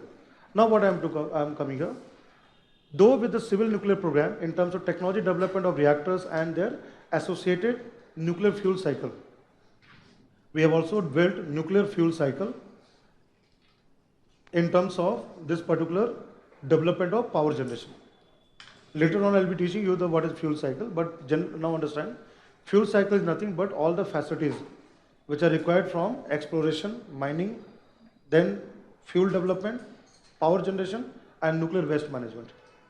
All this kind of process are collectively called fuel cycle. Right? We will learn later on in the classroom. But here just I've written nuclear fuel cycle. ये मैं सब बताऊंगा class में, पर detail में हम लोग जाएंगे. लेकिन यहाँ पे ध्यान रखना है कि इंडिया में केवल रिएक्टर को ही नहीं, पावर जनरेट करने के लिए जितने फैसिलिटीज चाहिए वो सब डेवलप किया गया. We have developed all the nuclear fuel facilities there. We have developed that, and we have centers, different centers we have got. All right. Now let me ask, where in India we have nuclear parks? Where in India we have all this kind of water reactors I have written, first stage BWR, pressurized water reactor, where we are generating power. Trombe is one, Tarapur is another, Kalpakkam I have written there. Which are other centers? Rawat Bhatta I have mentioned. Which are other where we are generating power? Narora, where is Narora? Uttar Pradesh, that is a Bulandshahr. There is. Then apart from Narora, Kakrapar, where is Kakrapar? Gujarat. Near to Ahmedabad we have Kakrapar. Anyone from Karnataka? Which is the name of nuclear park of Karnataka? Huh? What is the name of that? Kaiga. Kaiga. In Karnataka, Kaiga. So, well, let me write it. If we talk about nuclear parks in India, now tell me what is the name of the company which operates such nuclear parks? NPCIL. Where is NPCIL headquarters? Mumbai. Nuclear Power Corporation of India Limited, right? And you all know that, you have studied in geography also, we have gone into that part, but I'll write here. So one is the Trombe Center, we have in Trombe, which is also Bark Center. Then we have Tarapur, that's on the way to Gujarat. So Tarapur, this we have nuclear parks. Then we have set up in the development of the nuclear energy part, that is I have said here Rawat Bhatta. There is another nuclear park in the country there. Then comes here Narora, Narora in UP. Then what I said here, Kaiga, Kaiga is in Karnataka. Then in Tamil Nadu we have two, Kudankulam, Kudankulam, that is sometimes the spelling will be KOO also given there, right? Kudankulam or KU, Kudankulam.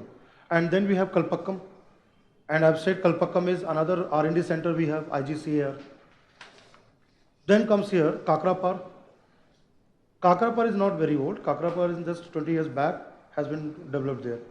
But Kudankulam and all these are older one, right? So today we have this 8 places in India where we are generating power, right? And you'll find in any nuclear power there may be more than one reactor. Sometimes the reactors are decommissioned and we again build new reactors there for power generation. Right, so commissioning of new reactors will come. Sometimes you'll find foreign companies coming to India and helping NPCIL to build the reactor, like Kudankulam. Kudankulam, we have Russian technology. We have got technology from Russia, where PWR, pressurized water reactor. So this will read in the newspaper in terms of the development part, right? But again, India has ambitious nuclear power program there. Right, most of the countries, right, are now very skeptics about nuclear power generation. And given the fact 2011 earthquake and tsunami in Japan, Fukushima tragedy, right, there is a concern worldwide in terms of the nuclear power generation.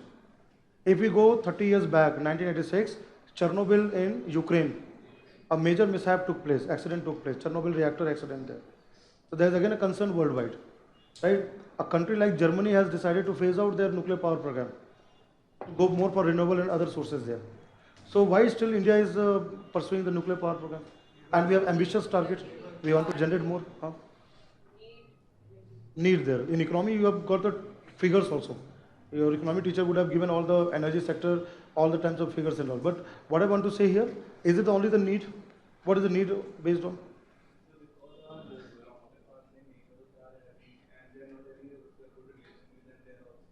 No, power generation. Why we have the more power generation? Why do we want more power to generate by nuclear? Other? Okay, fossil fuel. We want to minimize dependence on fossil fuel. I'll accept this argument then. Sir, because the other resources are not so much in quantity and we could produce. That's right. It's not in quantity. It's not abundant. We have very limited fossil fuel also. So we cannot go for more and more fossil fuel based. Okay, now he's saying the huge reserve of thorium, so we can go for more utilization of thorium. So why about, if we have reserve, why won't we utilize those instead of laying it idle to develop technology so that that can be utilized? Okay. It is the source of clean energy. Now is a source of clean energy. The major factor is, one is the clean energy. Right, fossil fuel and all is there, but one is that nuclear power plant also pollute environment in terms of nuclear waste, but will not generate greenhouse gases. Today, 68% of power generation is coal-based thermal power plant. Coal and gas-based thermal power plant. We are generating power there, which is polluting the environment. And India has also commitment in fighting climate change. Right, UNFCCC, which you know, Kyoto Protocol, then in terms of the Great Paris Agreement. So India has that commitment. That's one thing. Second, dependence on fossil fuel. We have to minimize. But I'll tell you one very important thing. Per unit power generation using nuclear power plant is cheaper than coal and gas based. You will be surprised to know. You will say that is a heavy investment required for building a reactor, technology, infrastructure. But once it is developed, and if you continue, nuclear power can generate more energy as compared to coal. 1 kilogram of burning of coal, and when you talk about 1 kilogram of uranium, it can generate more power. So per unit cost minimizes. Is one of the misconceptions is that nuclear power is costly. It is not costly. So India is looking for that cost part also there. Cost and benefit. What cost we incur and how much benefit we get. Cost and benefit analysis. So why I asked the question? Because you should write in mains exam when a question comes from any perspective, bring the technological aspect also there and give into those kinds. That's why it will be interlinked. So given the fact India has a ambitious plan, now we are also going to have future nuclear power. Where we are going to have future nuclear power? This is existing. This is what we have existing. We have 22 such reactors working there. And now we are going to have future parks there. So now tell me which all places we are going to have construct. And many of places already work started. It's already in the advanced stage of completion. So first one comes here, Jetapur. Where is Jetapur? Jetapur? Not Rajasthan. Where is Jetapur? For 6 years it is in the news. It's a coastal Maharashtra. Is a coastal site, and it's going to be the biggest in terms of power generation. And India has got tie-up now. Recently, it was controversy also. Areva. What was controversy? That Areva is giving the outdated technology to India. Like there can be a problem with the reactor, civil nuclear liability, and all this part. Areva is a French company. It's a company from France. And NPCIL and Areva, there is an agreement. And what I said, advanced stage. It will remember that. A reactor from France can generate I'll write the one reactor, this Areva reactor has capacity to generate 1650 megawatt. How much our reactor can generate? 500 megawatt, or maximum we can go for 700 megawatt. So we have very limited capacity, installed capacity. But France one can generate 1650 megawatt. And how many are there being built in Jetapur? 6. We are building 6 such reactors. Will be highest in terms of generation of nuclear power. So one is the Jetapur. Then comes second, again it has already been there. I am writing Kumharia. Where is Kumharia? As I said, sometimes what you have, when you read newspaper and magazines, current aspect, you'll have that. But sometimes thing will be outside newspapers. You will not have that information. That only comes from the annual report of publication of the DAE. There you get the information, Department of Atomic Energy. Haryana is going to have the nuclear park. Very soon, Haryana will have nuclear park. There is a place called Gorakhpur village, Kumharia, right? And it's based on Yamuna river. Water is taken from Yamuna. So Kumharia is in Haryana. So Haryana is going to have, there's already the work has commission started there. Now Chandrababu Naidu, Andhra.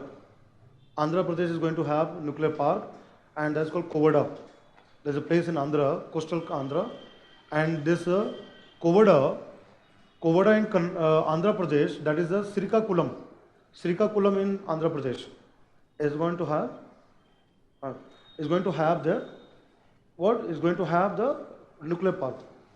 Chandrababu Naidu has a very ambitious plan for nuclear power generation. So Kovada is going to be next. Then even the government has decided for Haripur. Where is Haripur? West Bengal, but it's not started. You know that political aspect, right? Haripur is going to be the place where nuclear park will be built in West Bengal. And where is Haripur? Haripur is a part of Pargana, South Pargana, 24 Pargana, you know that. So it's near to the Sundarbans area. There we are, but it's not started. Recently there was a controversy with one nuclear park, and now government decided to shift it. It's very old.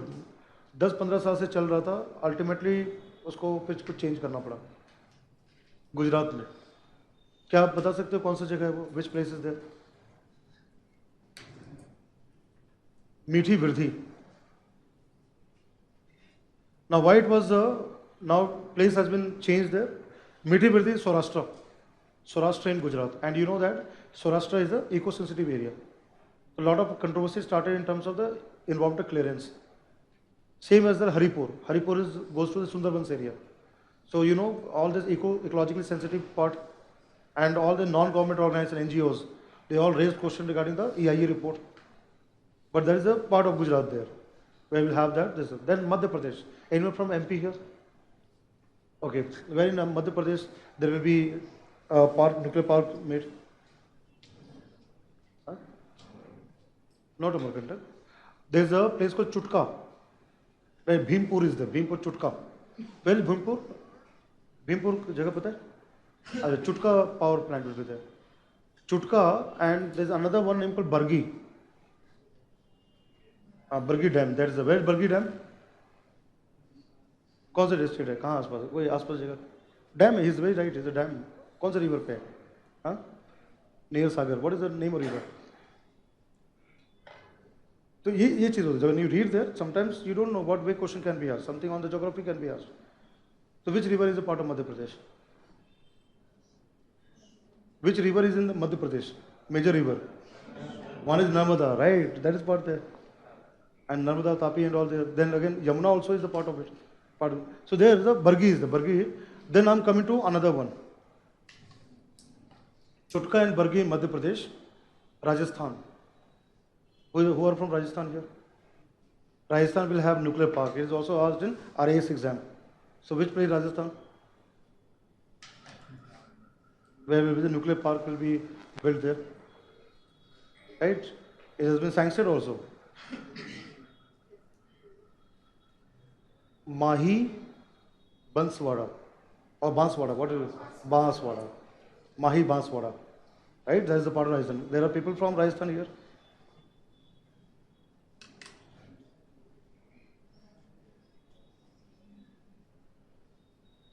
Now see there, how many places are there? So many places. We are going to have nuclear parks. Not one or two places, so many places we have selected. Apart from, we will also scale up existing one. So how much we are going to scale up in coming time? We have presently near future 10,000 megawatt. At 10,000 will go near future, I'm saying, in the next 3-4 years. Will add up in the power. What is the ranking of nuclear park overall in power generation? First ranking is the thermal. What comes the second rank? Hydro or something else? Wind power. Now wind power also comes. Wind power has become the second. Then you can take hydro, river based, big river valley. And fourth comes nuclear. Nuclear also is there. But now we want to add more into the nuclear power part.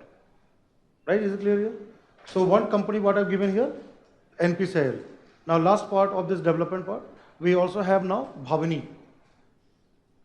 There's another company called Bhavani. Is a PSU. Today all these reactors are operated by NPCIL. But Department of Atomic Energy has created Bhavani, another company for FBR. This will for Fast Breeder Reactor Program. And Bhavani stands for Bharatiya Navikiya Vidyut Nigam.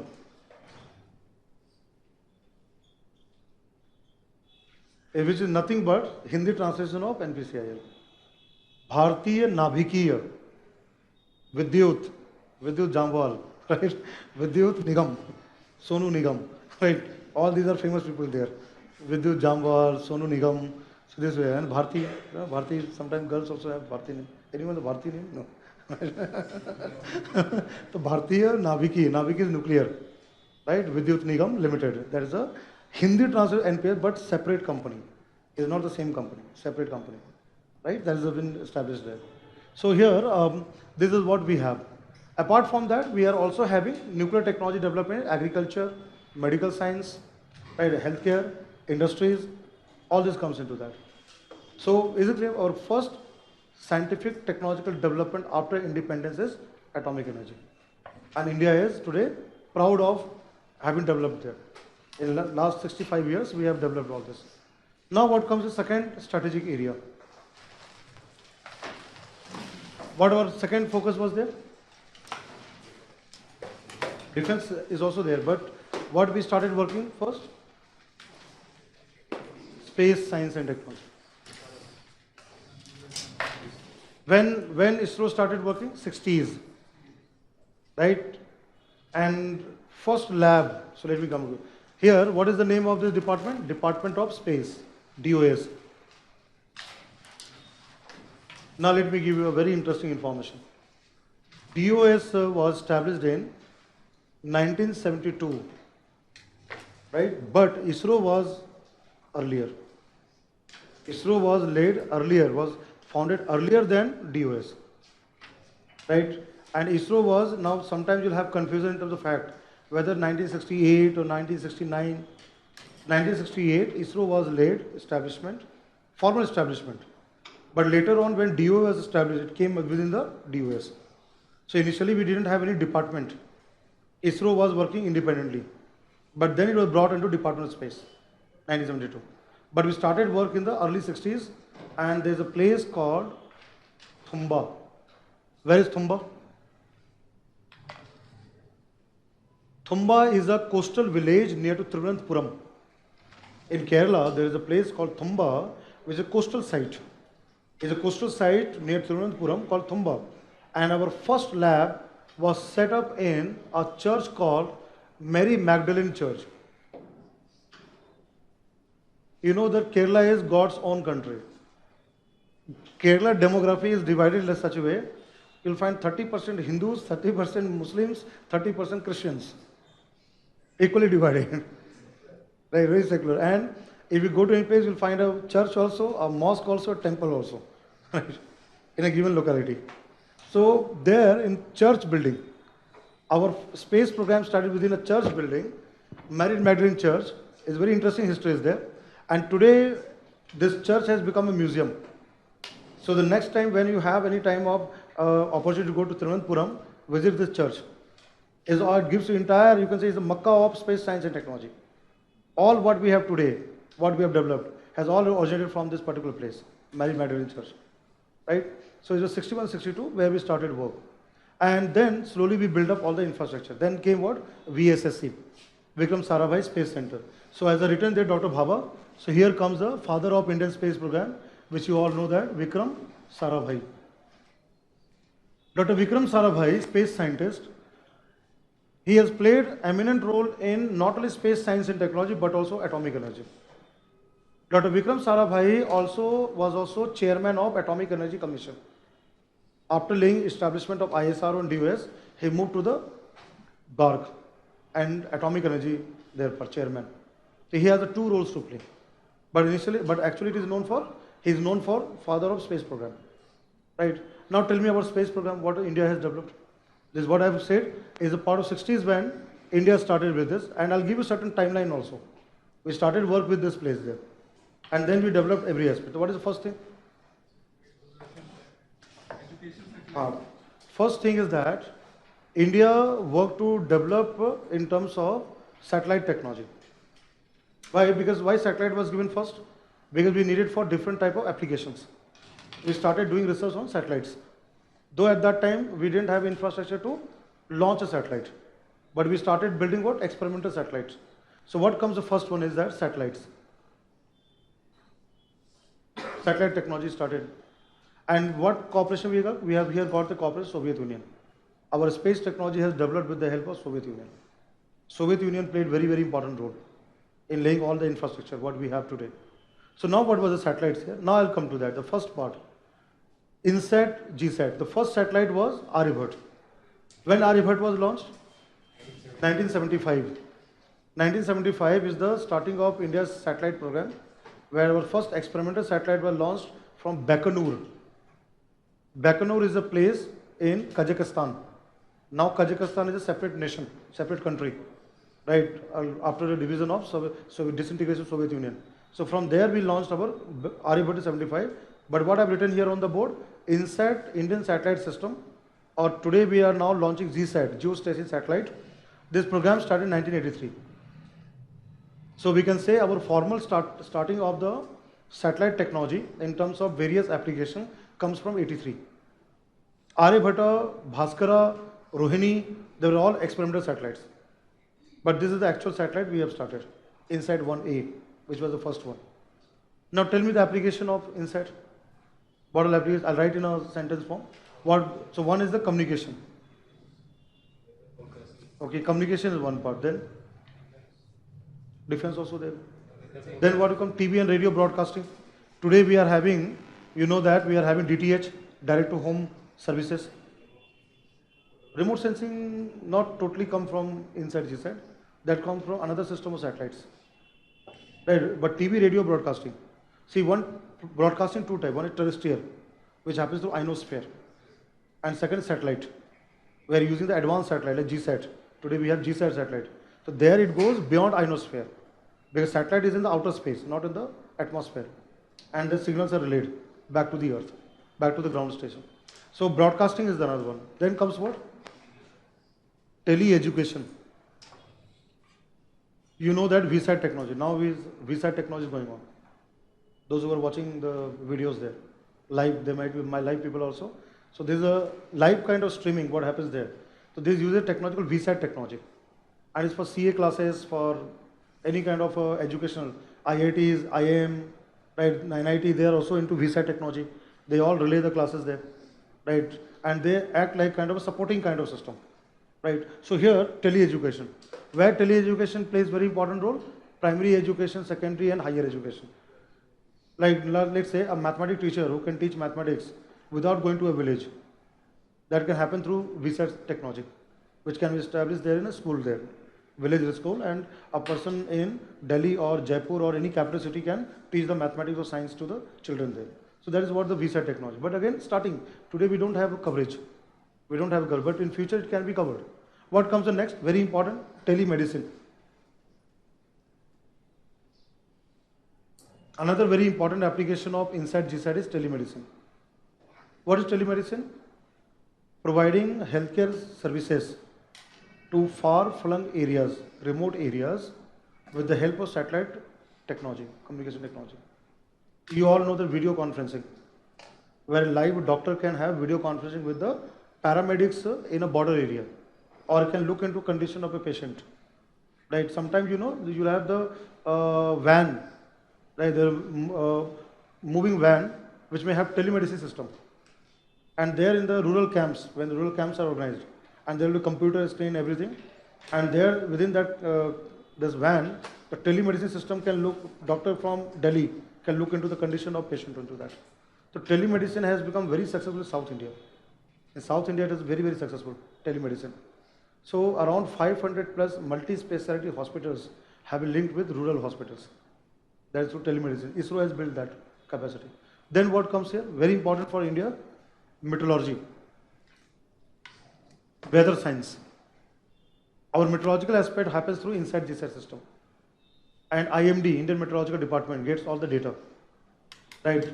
And where we use the early warning forecasting. And monsoon. One is the study of monsoon. But monsoon studies through supercomputers and all this data analysis. But when it comes to flood or drought, warning, forecasting, again we are using the satellites. I'll give you one very good example, INSAT 3D and INSAT 3DR and earlier METSAT, what is called Kalpana. So what I'm using the word INSAT, I'm not using any other word. INSAT is a part of this kind of satellite. So our first Indian meteorological satellite was METSAT, and that was renamed as Kalpana after death of Kalpana Chawla. Then we built INSAT 3D, and last year, 2016, ISRO launched INSAT 3DR, right? Study of clouds, weather, and all this part. That's the current aspect of that. So there we have name INSAT. That comes into where? Meteorology. Then what comes? You have studied in geography and disaster management. Disaster management. Now tell me any application of disaster management using satellite technology. Predicting cyclone and tsunami. What comes very important is that here, see, remember that when I'm using the word INSAT, we are talking communication aspect. Right? But disaster management can come through remote sensing also, that in terms of hazard map, where we make the maps there. Right? Now let me come to, again, what he has said, defense. Like today, missiles are guided, fighter crafts are guided, all these are based on satellites there. Second comes here, Indian remote sensing, IRS. What is remote sensing? Earth observation. When India started with remote sensing satellite? 1988. We started with remote sensing application in 1988, 1988. And today India has got largest constellation of remote sensing satellites in the world. Can you name any such important satellites which are part of remote sensing? And it has come very regularly in newspaper, current aspect, last 2 years. Cartosat, right? And you know the number of Cartosats, 2016 and 17, ISRO has launched, right? Cartography, Cartosat. Any other satellite that will launch this year, January में एक satellite launch किया गया है जो कि remote sense से जुड़ा हुआ है, बहुत इंपॉर्टेंट सैटेलाइट है, क्या नाम है उसका? Resourcesat 2A, Resourcesat 2, and now we have added Resourcesat 2A, advanced Resourcesat, advance satellite for resource. What resource? Natural resources, mineral prospecting. Now name any other satellite which you are aware. Cartosat, ResourceSat, which comes into this class of remote sensing satellite. Any third example? See here, INSAT, GSAT will be only named GSAT 1, 2, 3, 4, that kind of naming. There you will not, but here you have a name, special name given, based on application. Cartosat for cartography, mapping. ResourceSat for resources. Now give any other name. और मैं आपको current से भी link कर रहा हूँ, इसलिए question exam में जो आएगा तो ऐसे लिंकेजेस होंगे. ओशन स्टडीज के लिए ओशन सैट है, India has got Oceansat. So we have Cartosat, then I have said here series of Resourcesat, all the series of satellites are there. Then what I have given here Oceansat. और एक बहुत important satellite इस साल last year launch किया गया है जो कि ओशन सैट 2A को रिप्लेस किया है. It has replace to Oceansat 2A. उसके लिए अलग से नाम दिया गया है, separate name given, which belongs to this class, remote sensing satellite. Current affairs question. What is the name of the satellite? There is a satellite which was launched last year. It has replaced OceanSat 2A, but it doesn't have ocean name there. Something else is there. What is that name? And ISRO is going to build such satellite more and launch in coming years. SCATSat, scattering satellite. SCATSat. SCATSat 1A was launched last year, along with one student satellite called Pratham, which is the first student satellite of IIT Bombay. Right? This was launched there, SCATSat. So what is SCATSat? Ocean studies. Right? So there comes what? Cyclone and all this kind of studies also there. So we have those names, right? Now I'll give you the application. Remote sensing, which I have just said. What is what? Survey. What first application comes? Survey and management, exploration and management of natural resources. Today it is possible to do the mapping of resources of forest, agriculture, water bodies. We can do all such survey data can be collected through ResourceSat or Cartosat. We have got such advanced satellite built in India and already they are operationalized. They are into operation there. So what is the ability? Survey and management of natural resources. आज ये मुमकिन है कि हम resource set के help से agriculture yield का पता कर सकते हैं. ये पॉसिबिलिटी है. अगर हम ये पता करना चाहें कि राइस या वीट का कितना पैदावार हुआ है, कितना कल्टीवेशन हुआ है, आज हम वो डेटा एक्वायर कर सकते हैं. क्योंकि रिमोट सेंसिंग सैटेलाइट को ज़्यादा दूर नहीं होता है. They are near to the ground and all the maps can be generated, all the data can be generated. Today we have that kind of capability of gaining those kind of data. Now what I've said, forest, right? Then agriculture, then also minerals. So what I'm writing here, mineral prospecting. We have for mineral prospecting also there. It is possible that because such satellite contains instruments and mostly they work on radiation. We can understand where we have deposit of ferromagnetic kind of elements and ores, rocks and minerals. We can even find out minerals under the sea. That mapping can be possible. Then what I've given here, cartography, mapping, any kind of dedicated map we can acquire through IRS system. There is one very, very important center, and I'll give you certain examples to make you understand how maps become important for the country. There's a center which comes in newspaper. Whenever you come across Atlas for map, through ISRO, there's a center of ISRO. What is the name of center which comes in newspaper also? This is the general knowledge I'm trying to update there. The center name is called Space Application Center, SAC. Where is it located? Not Bangalore. That's to say, most of centers are there in Bangalore, but Space Application Center is Ahmedabad. Bangalore, other regional centers are also there, but Ahmedabad is the main, Gujarat. अब मैं कुछ example देता हूँ. Let me just make you understand this example. The first example, 2011, SAC Ahmedabad developed using remote sensing satellite, National Atlas on wetland of India. What are wetlands? Both mixed water and Both mixed water and land. Land which is wet. That's called wetland. Is it only mix of land and water? There's again the depth also matters there. So what is wetland is that water logged areas with seasonal permanent presence of water. This you'll study in environment and all this. But what is very important of wetlands? Biodiversity. So what I said, we have now developed an atlas on wetlands. And this has been done through remote sensing satellite, IRS satellite. First example.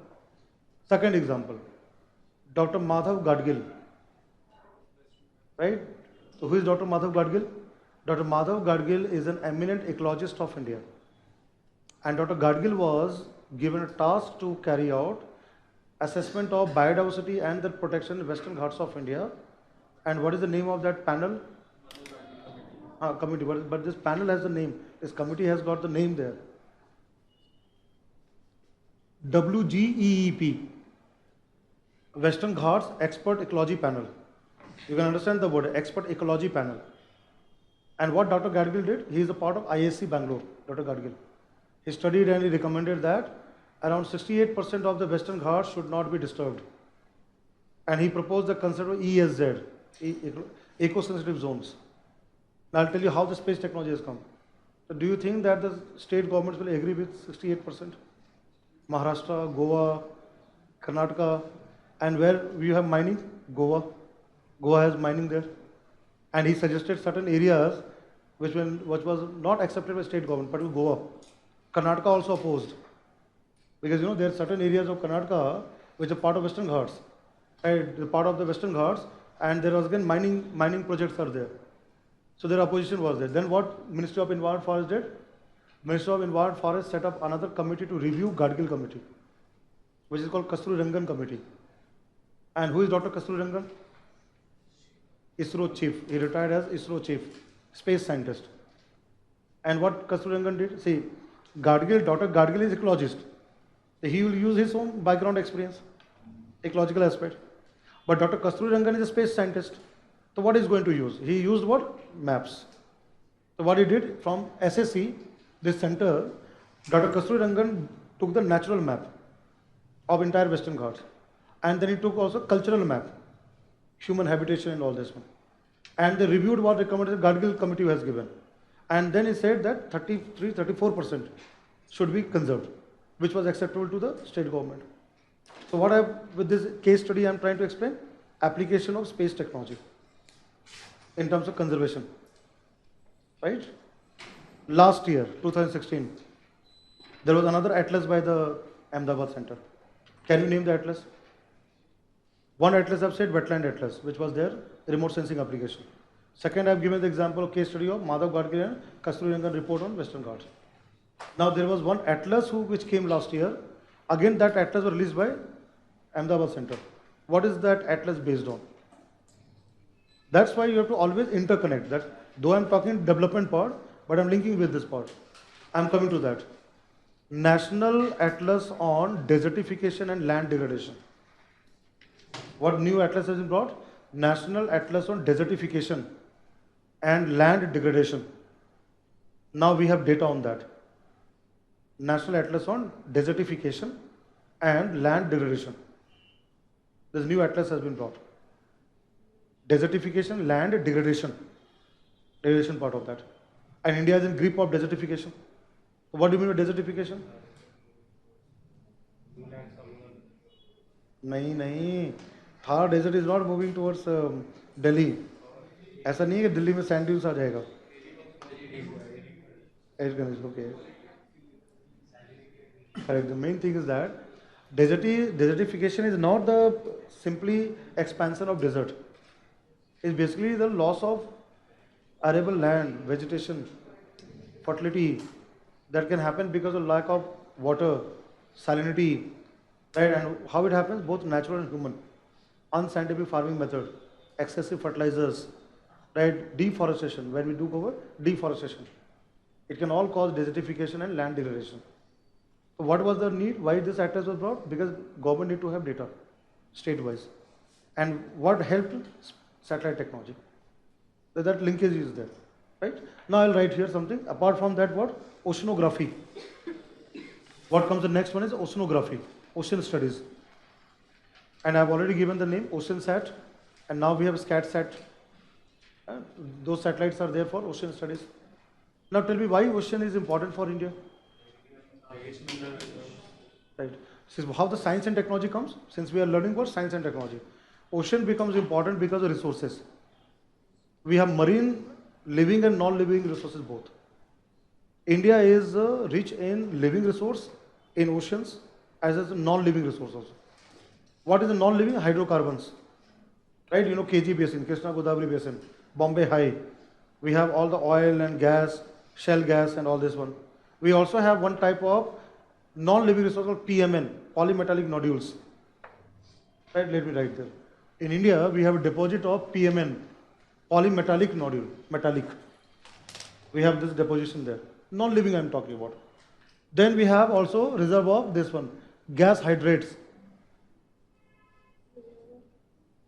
Reserve polymetallic nodules, NODULES.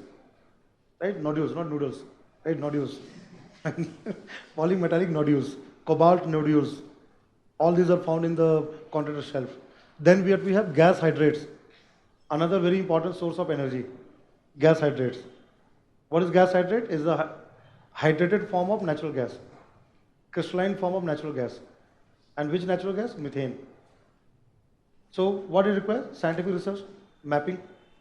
Where in Indian Ocean, Bay of Bengal or Arabian Sea, we have got hydrocarbons, polymetallic nodule or gas hydrates, all this finding we have to do. At the same time, living resource, give me example, coral reefs, mangroves, coastal marine areas. Then what? Fishes, different type of fish varieties, crustacean, mollusk. So where it comes? Satellite. And why ocean study? Important? Monsoon, meteorology, right? It is also linked with meteorology. So I am writing what? Meteorological study. Meteorology study also linked with ocean. Because ocean and climatology part of the interlinked. All systems of the earth are interconnected. And ocean studies, scientific research becomes important. So that we are getting data on that, right? Then apart from oceanography, all these ocean studies, what is very important is that I've written meteorology. Now what comes in meteorology here? Hazard map, earthquake prone area, cyclone prone areas. So what comes? Mapping. We have developed the hazard maps, right? NDMA, if you look at National Disaster Management Authority has the maps. So how the map has been developed? Through the cartography, right? And last part I'll add here in terms of disaster management, this maps and all this will come into that. Clear? So what I've given on the flowchart, the second part is the IRS system. And these are the major applications. There are other also, but these are the major applications. Now tell me third satellite system which India has developed. First is INSAT GSAT, 1983. Okay, now this year I have 1988. What is third one? We have third system of satellite also developed in India, but not operationalized. We will operationalize very soon because there is going to be another satellite to replace a previous satellite which has become faulty.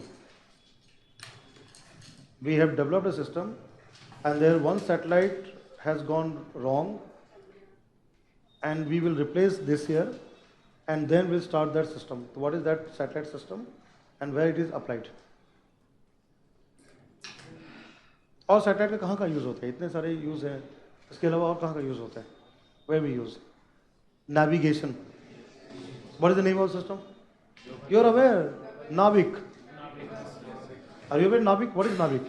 Navigation with Indian constellation of satellites. How many satellites are there? 7. What I said? There's something got wrong. What is wrong? Atomic clock. Cesium clock got wrong. Now that satellite is, now we cannot do anything. We cannot bring it back. So we'll replace with a new satellite. If that was not gone wrong, today we would have been using Navik. Right? So what is Navik there? What is the actual name of the Navik? IRNSS. Indian Regional Navigation Satellite. So now you write in the flowchart third you can write is IRNSS. What have written in the flowchart here? IRNSS. Indian Regional Navigation Satellite System. And when it was all satellite done, so now last time 2015 was there, right? But now I'll not add because we'll say 2017. This year we'll get there after this. Why? Because we have to replace the satellites. So what have we did? 2017. See, we built the satellite, put in the orbit. But because of problem, we have not operationalized. Once that problem gets corrected, we will have Navik. And what is the name given? Navik. Now tell me what is the use of navigation for a country like India? GPS. So what is that? See, what is the one aspect you know, GPS, Global Position System. But what I've written here, regional navigation is a regional GPS, right? We will be using for the application part of air, road, railway, maritime, then about tourism. What we have Ola cab, when you book the Ola cab, the Uber, you know where the driver is there. Driver can know where you are there, right? Resolution is more better than American satellite once it gets operationalized, right? So we have far better resolution than US did. And what US did, mischief during Kargil war, blocked that GPS. कितना गलत बात है, right? कभी जब काम आता है तो हमारे साथ में रहते हैं, जब जब होता है तो फिर बदल जाता है, right? तो US, the problem was GPS during the Kargil war, and you know that without GPS we'll not be able to target the enemy part. So there during Kargil war, central government realized that India need to have dedicated navigation satellite. So what is very important, not only civilian use, is also for military use. That's the main part. Main aspect, military use. Will be able. Today, still we'll use the American GPS, what we are using in mobile phone. But main as is military. We will use the military aspect. ठीक है? तो दो चीज़ें होता है. एक होता है precise navigation, precision. What is called positioning. We require position. और दूसरा होता है standard positioning. आज जो हम यूज़ करते हैं standard positioning यूज़ करते हैं. लेकिन मिलिट्री के लिए क्या चाहिए? प्रिसाइज चाहिए. Let's say we have missile, we want a target to be hit, we require precise positioning. तो that will be NavIC. And what is the range of NavIC? कितना रेंज जाएगा? 25 meters. Entire country plus 1500 kilometre beyond borders. तो China को भी problem है इसमें, other countries also, भाई 1500 kilometre further will be covering that. So that is the problem there. Right, with that say neighbouring countries also comes into that. Pakistan को भी होगा कि 1500 kilometers are within, you can have the navigation there, right? So that is INSS. So is it clear here? 3 types of satellite system, right? This is what we have developed. So our first thing was to build satellites, and today India is self-sufficient. We don't require any country to build satellite. India is building own satellite and building others also, launching others also there. So now we'll come to launching part also. So for that we have launch vehicle, right? This is what we have developed. So what are the launch vehicles we have in the country? That is what. And which were earlier? ASLV. Before ASLV? Right? So that's what, again, today's class I'm discussing all developments. That's what I'm bringing there. India has 4-stage launch vehicle program. I'll write there. Is it clear here, satellite part? So what I'll do is that, in your note copy, wherever you're writing, you keep on writing. Though I'm trying to put in a flowchart form. So the way you arrange in your note copy, you keep on doing that.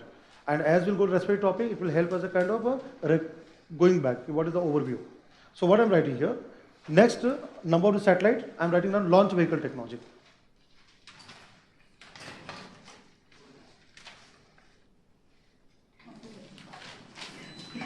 Number 2 is launch vehicle. How many types of launch vehicles are there worldwide? Worldwide launch vehicles. When is the launch vehicles? Vehicle which launch. So what it launches? Satellite, spacecraft, rovers, humans.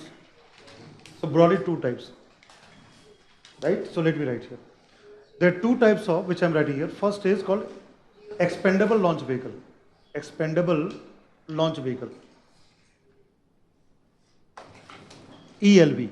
What is called ELV? Expendable. Once expenditure, खर्च हो गया तो हो गया. Once we use, we cannot recover it back. So they are what? Non-reusable. So what today we have? Non-reusable expendable launch vehicle.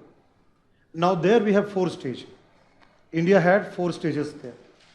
First we built SLV, and our first launch was SLV 3rd, satellite launch vehicle 3rd. When we have launched, what I said, 75 was Arbiter, but that was Russian help, right? So that came, this was experimental rocket, again 70s only, 79 at that time. But how much just to go to atmosphere and come back? Whether to drop into Bay of Bengal. It was just a kind of a small rocket made. Right, then comes here ASLV, Augmented Satellite Launch Vehicle, Augmented. बहुत important है, ये आज class में समझ जाना है, later on we'll go in detail of that. It is the first rocket, experimental rocket, which use booster rocket, booster. Today PSLV has and GSLV booster rocket. You'll find booster tank will be there, fuel tank. So that's what called augmented. ASLV stands for augmented. I'll just move that side. It stands for Augmented Satellite Launch Vehicle. Augmented. What is the difference between a satellite and launch vehicle? I'll come to that. See, satellite is what? Satellite is a simple thing which goes around in the Earth in the orbit. What is launch vehicle? Rocket which carries the satellite into the orbit. No, launch vehicle is what? Rocket. Simple. Launch vehicle is something, rocket. Rocket is called launch vehicle. Right? And when we say expendable launch vehicle, are those rockets which can be used only once. So once it goes to the outer space, it's gone. we have to build another rocket to put satellite, right? Now ASLV, as what I said, augmented, is augmented satellite launch vehicle, and this we did in here 80s, 83, 84 when satellite InSat and GSat was there at that satellite launch vehicle. Now what was the objective of this launch vehicle was to have booster, this rockets were tested there. You'll find that PSLV today has strap-ons strapped in the lower stage, first stage. So this technology was tested with ASLV. Then 1993, now what is very important, I'll write in the bracket here, 1993 first PSLV which went there into the outer space. But again remember that first SLV failed, ASLV also failed, PSLV also failed. Right? We were not successful with PSLV in the initial part. But then today, PSLV is the most reliable because it is the workhorse of ISRO. हमारा अंतरिक्ष का घोड़ा है. Right? We rely on PSLV.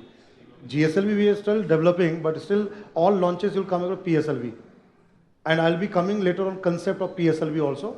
But now let me tell you that PSLV is 4-stage rocket. It burns in 4 stages. You'll always, when you see the configuration of PSLV on where Sriharikota, so you'll find one stage where boosters are there. It's called large, extra large boosters are there. So one is solid, then liquid, then solid, then liquid. It goes in the sequential manner. Right? How tall is PSLV? When put a launch pad, it will be as tall as 13-story building. Right? इतना बड़ा लंबा 13 stories. You'll have this PSLV on the launch pad. It's all assembled in where? Sriharikota. Right? Then what comes here? GSLV. So when we had GSLV, 2001. Our first launch was GSLV 2001. But at that time, cryogenic engine was, Russia was there, not Indian cryogenic engine. Now we are having our own cryogenic engine. Right? GSLV first launch was launch of EduSat. We have launched educational satellite. We have a satellite called EduSat. That launching was there. Right, so we have now in the past, but there were certain failures also. Right, and then what has come into GSLV with the advanced one? Mark 3. The GSLV का 3 version है, Mark 1, Mark 2, Mark 3. Last year, 2016, and this Mark 2 were there, but this year again we had Mark 3. Recently it was carried out, just Mark 3. That is part. So this what I have given development of normal type of rockets for carrying spacecraft. Now what comes the next? Second, number 2, reusable launch vehicle. In terms of development of launch vehicle or rocket, we have now reusable launch vehicles. Do we have any reusable launch vehicle presently? We don't have. We are developing. So what we carried out testing, last year there was a testing of something on RLV. So I'm writing here, RLV TD. There was reusable launch vehicle technology demonstrator. Technology demonstrator, that's a simple demonstration. So what was done? It was taken to the outer space and then landed in the Bay of Bengal. If any time you have seen those Hollywood movies, Armageddon and all this one, or when you see there, so how the NASA carries out the launch? What is called a space shuttle, shuttling. You have seen that, how it happens there? No, it has what, you'll find a rocket, on this will be jet plane, right? Spacecraft is there. So it first goes like a rocket. This rocket is there. The rocket will burn and there's a spacecraft will be there. Jet plane, like a fighter plane or jet plane there. That goes to outer space and this gets detached. And goes into all those international space station and all this. And when it comes back, it's called re-entry. But it's called re-entry.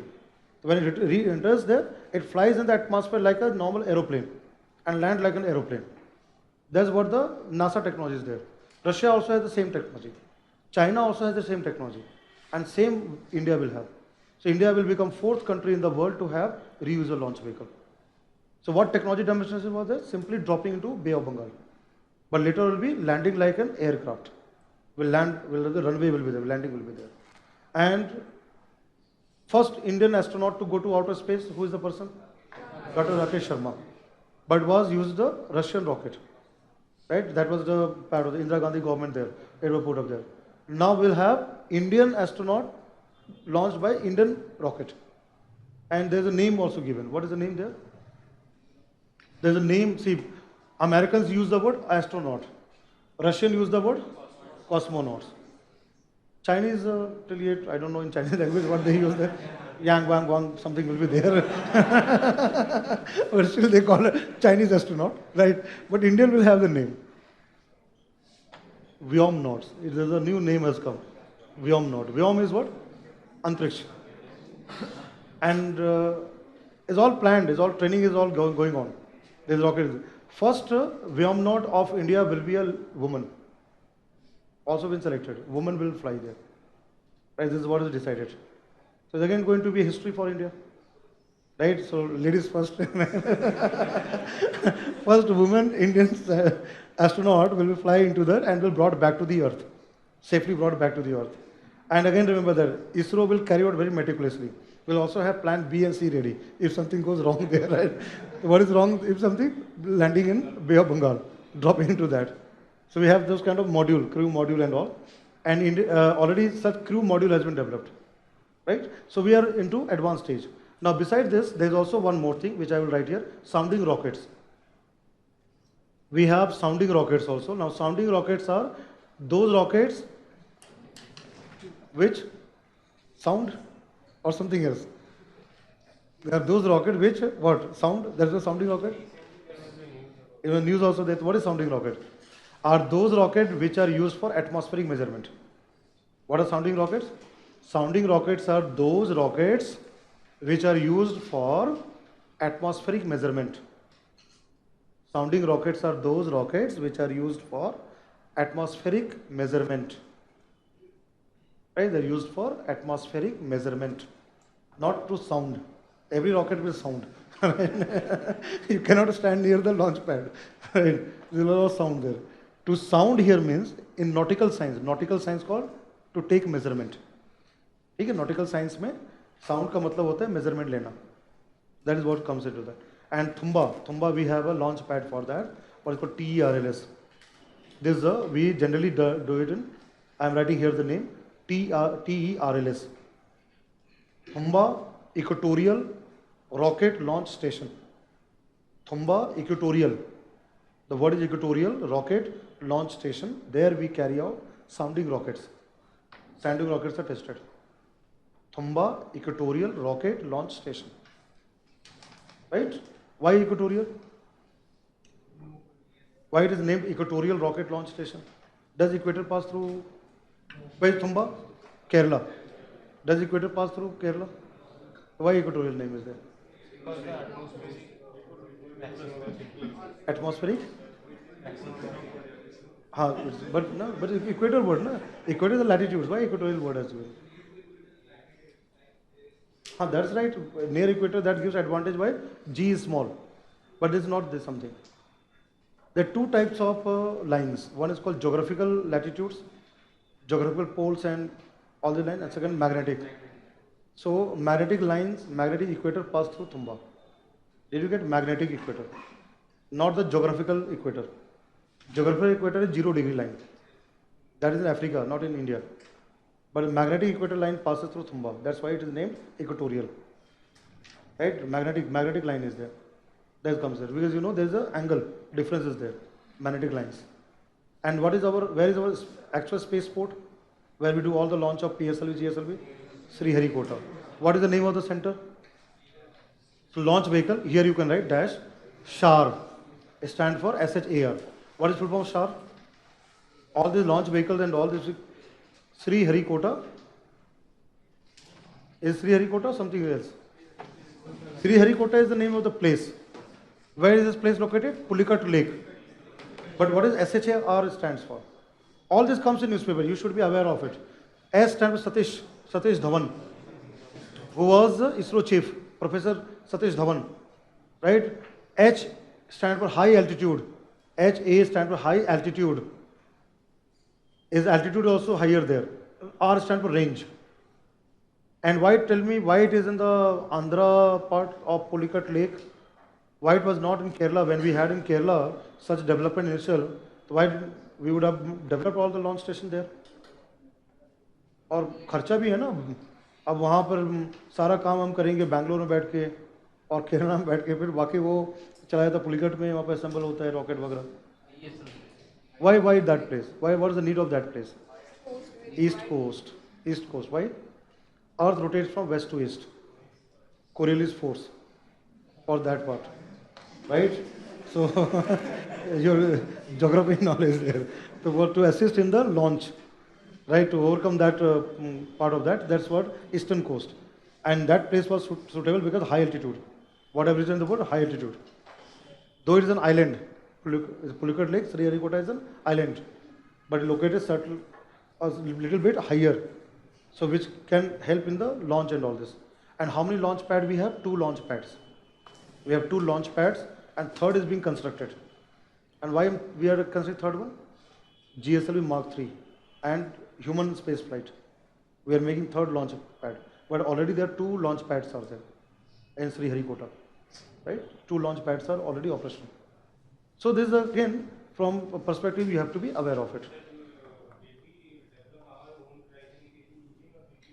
No, we transferred technology and then we designed our modified that. Yes.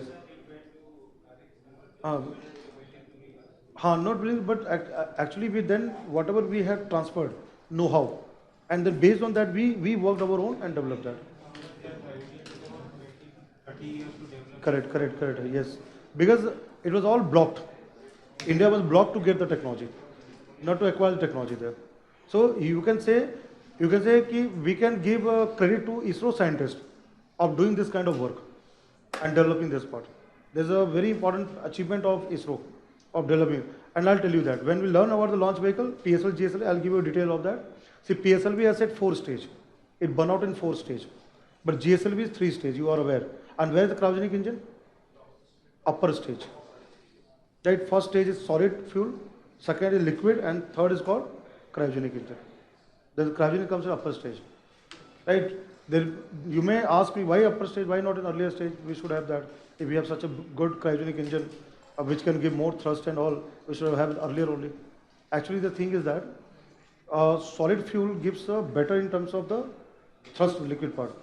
So initially we kept into that, and again in terms of our technology development in the past, because already we have that configuration, so we didn't want to disturb the configuration. And then higher stage we have kept cryogenic. Okay? So you'll be watching the videos also. I will be showing you the videos, and you will be, when space technology, you will learn about every aspect of that. Is it clear? The first satellite development, second launch vehicles. Now what comes third, where ISRO is known for? After this third one, what third comes there? In terms of space technology development in India, what is third aspect? Very important word I am writing here, astronomy. ISRO also has played very important role in astronomical research.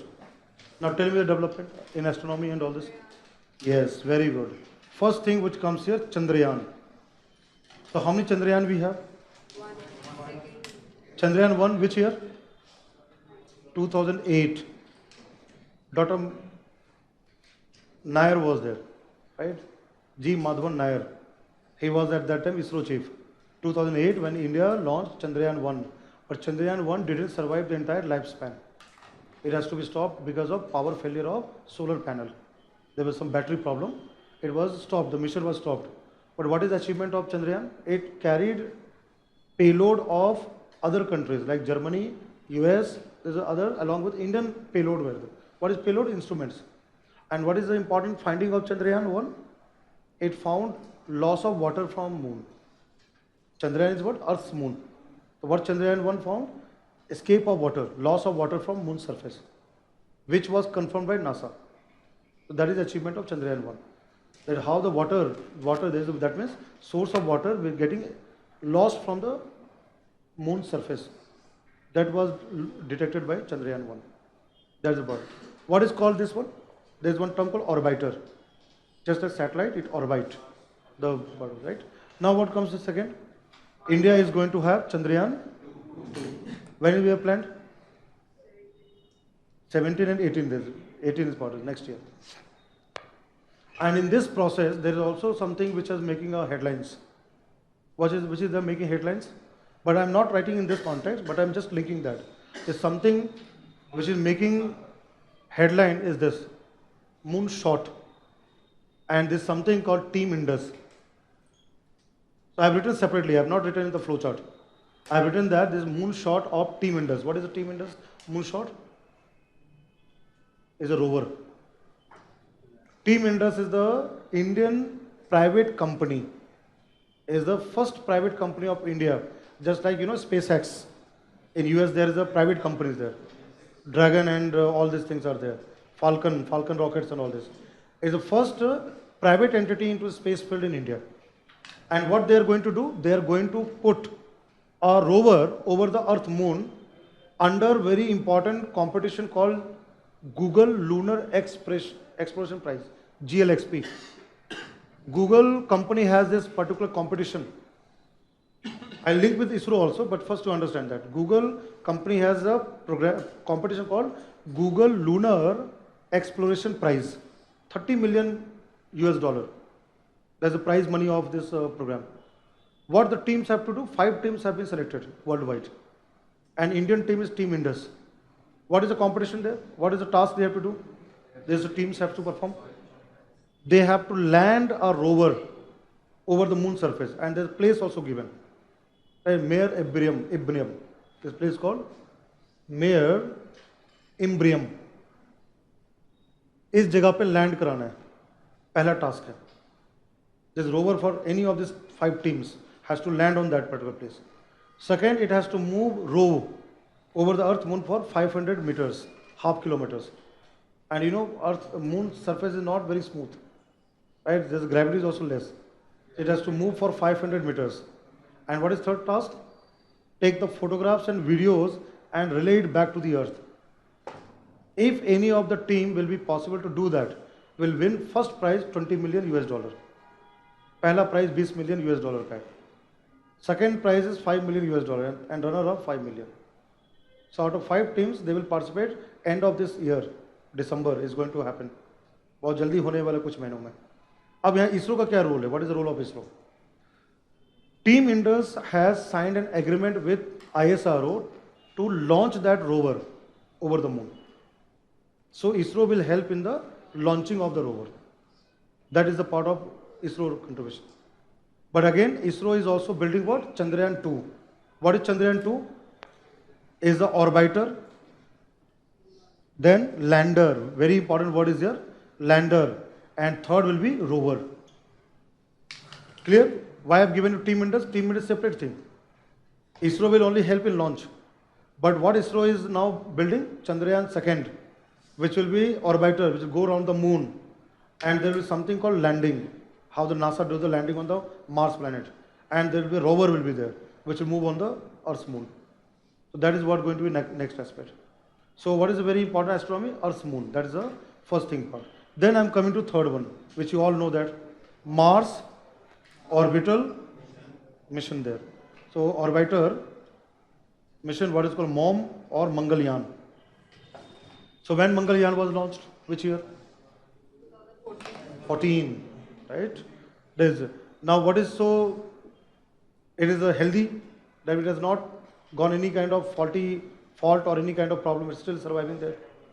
And question has already come in the PT exam.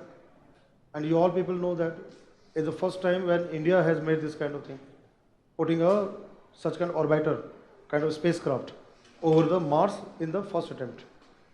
And India becomes the 4th country. Which are the other countries? India becomes 4th country to do this kind. US is there, NASA. Russia. China is not there. Which is the other country comes? European Space Agency, ESA. China has not done. We have overtaken China in this one. At least had one edge from China because of this one. Right? China is very jealous of us now. These Indians are going to Mars also, right? They want Chinese to also reach to Mars, right? And capture it. That's what China. China is threatened by many reasons, right? Why it is not that only China is threatened by population also, right? How many humans are there worldwide? More than 7 billion. And India and China together more than 35%. right?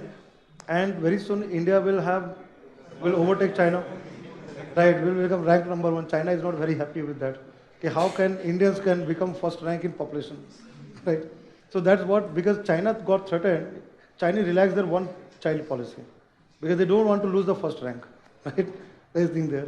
So Chinese are also advanced in this all area, in astronomy also, like lunar and all this. But we are also moving there, and very soon we'll be there, better rank there. Now after this Mars orbit, so what is how many are there? One is this first. It's called MOM1.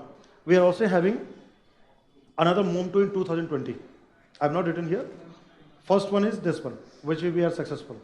Now ISRO is planning to put another orbiter over Mars in the year 2020. There will be second MOM, second Mangalyaan. There's again the future plan, right? That we will be doing that.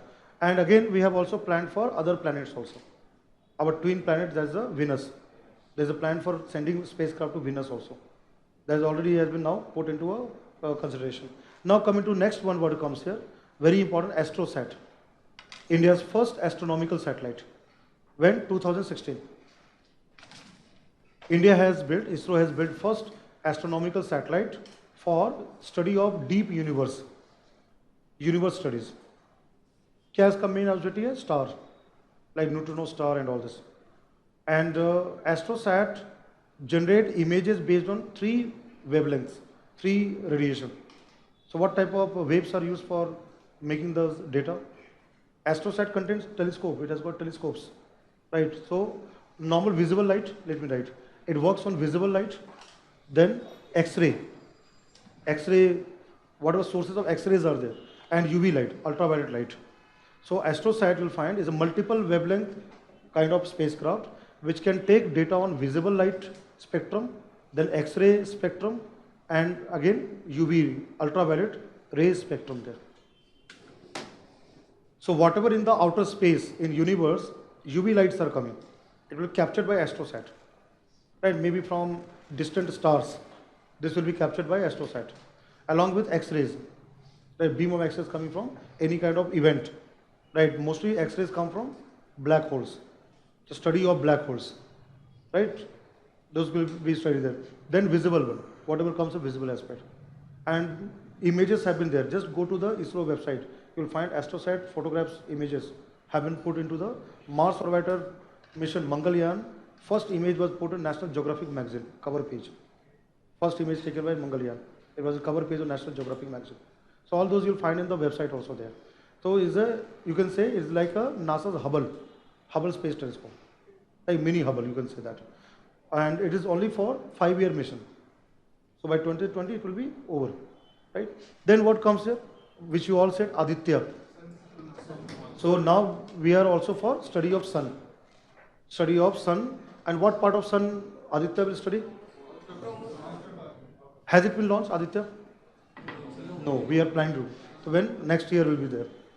So 2018 we are planning for Aditya. Now what part of sun Aditya will study? Outer part. What is that outer part called as? Chronosphere. So let me write here. In Earth's sun's corona has got sunspots. And from sunspots there's something called coronal mass ejection. CME. This is called coronal mass ejection, which is popularly called as solar flares. Now these flares contains waves, powerful waves and particles. Right? The solar particles are there and flares, waves will be there, which comes even to the Earth also, right? Which is emitted by sunspots. So there is a mystery of this sunspot, okay, how this generates. So that mapping study will be done by Aditya. That is another very important part of astronomical research, right? Besides this one, what I've written here in terms of astronomy there, ISRO also operates certain type of telescopes, ground-based observatory. So next you can write sixth one, ground observatory. Can you name any place in India where ISRO manages the ground observatories? No, Nainital is there, but Nainital observatory doesn't come directly into the ISRO. I am asking that which comes under ISRO. ISRO has built and operating those kind of study of astronomical part. Udaipur Observatory. So here the example is the Udaipur. Udaipur Observatory is truly case is the part of the ISRO development. Right? Udaipur, Y or I, whatever you want to write. So there is a totally from the ISRO development. And whenever you read about ISRO document, Udaipur Observatory will come into that. Anyone from this part, Udaipur?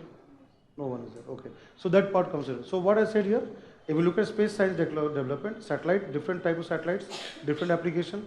We have developed launch vehicle technology. We are now making manned spacecraft, and we are also in astronomical research. So what is the ranking of India worldwide? Fourth ranking. So NASA, US, Roscosmos, Russia, then CNAS, Chinese National Aeronautical Astronomical Science, and the fourth comes ISRO. So we are fourth ranking. But we have overtaken Japan, JAXA. Japan is before us, behind us, and also European Space Agency. We are moving into that part. Okay? So those strategic area which I have come across. Is it clear here?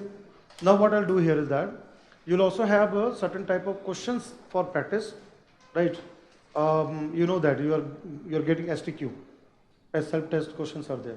So where is the objective type, and there will also be a subjective question, which you have to write. So please write the subjective question and submit for evaluation. And whatever subjective question, I will also discuss the answer, model answer, so that you know how to write answer in 200 words.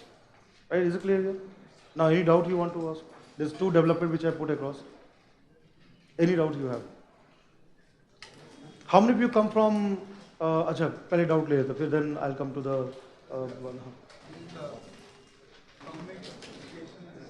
Which you come speak louder. Atomic power station. Atomic power station, हाँ. Okay, most of these are developed across sea. 2 to 3 are there which are inland. Okay, so you are asking why it is so. It requires water, lot of water. A lot of water is required, right? That's why Japan, Korea. Ah, right. So what was the difference that these 3 are mostly these inland? Okay, these three are. So I'll come to that. What is asking is that atomic power reactors, what I put across here, these three type of reactors, what I've written here, 4 types of boiling water is also there. Most of the nuclear parks you'll find on the coastal side. And there are not one reason for it. There are 2-3 reasons for that. First reason is that availability of water, which is the one part. Second is that outside the human habitation. Away from the inland will have more habitation. So there may be, because remember that, in and around reactor radiations are also there. So they are kept into that. Third reason is that nuclear waste, disposal of nuclear waste. Right? So those nuclear waste disposal again requires a kind of there. So we prefer to go for. Now most of these are, you'll find coastal only. Only inland comes Narora. Narora gets water from river Ganga. Bulandshahr lies near to that. You'll find that there's a Moradabad, and that part you'll find upper Ganga river is there. So from Ganges the water is taken there. That is a part of it. Rawat Bhata Kota is again river based. Chambal from the water. And this Kakrapar, Ahmedabad. So which river is there? Tapi. It gets water from Tapi. So these three are the inland, but others, Kudankulam, Kalpakkam, Kaiga, all these have come into the coastal sites there. That's what we have developed that. Again, one more thing. You'll find most of them wide located into the southern part, northern India. Like Narora is one exception, you have north. But if you look at Gujarat, Kakrapar, Kudankulam and all this one. Because another thing is that southern peninsula is not that high earthquake risk area zone there. So again we have to look, but you can ask what was tsunami and cyclone. All those sites which have been taken after detailed study of cyclone and tsunami effect. And they're placed into higher areas, it's not low areas. So that the waves or any kind of effect can be minimized, impact on that. But again remember that nature ke against kisi ka koi vas nahi hai. Nobody knows what can happen there. So risks are always there, right? You cannot have totally foolproof everything. Japan took so much care, but still met with an accident. Fukushima there. But Japan never expected that earthquake of that scale and tsunami of that scale will come to Japan. But that happened there. But only the government tries to take maximum safety measures. That comes there. Alright. Tomorrow I'll give you class notes also. What are 2 areas I have? I'll give you class notes. We will discuss the questions and answer also. At the same time, you have videos also. You'll watch videos also, right? And I'll take few government reports also, and then go to the defense technology.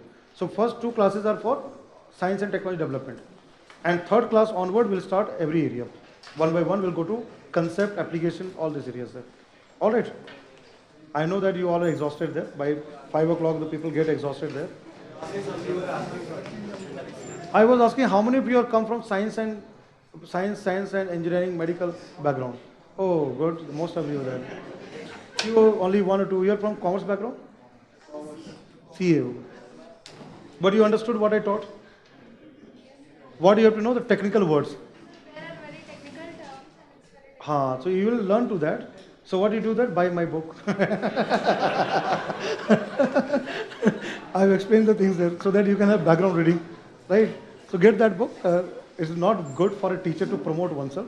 Like, you know, कई बार होता है करना पड़ता है. All right. So we'll meet tomorrow's class. Thank you, everyone.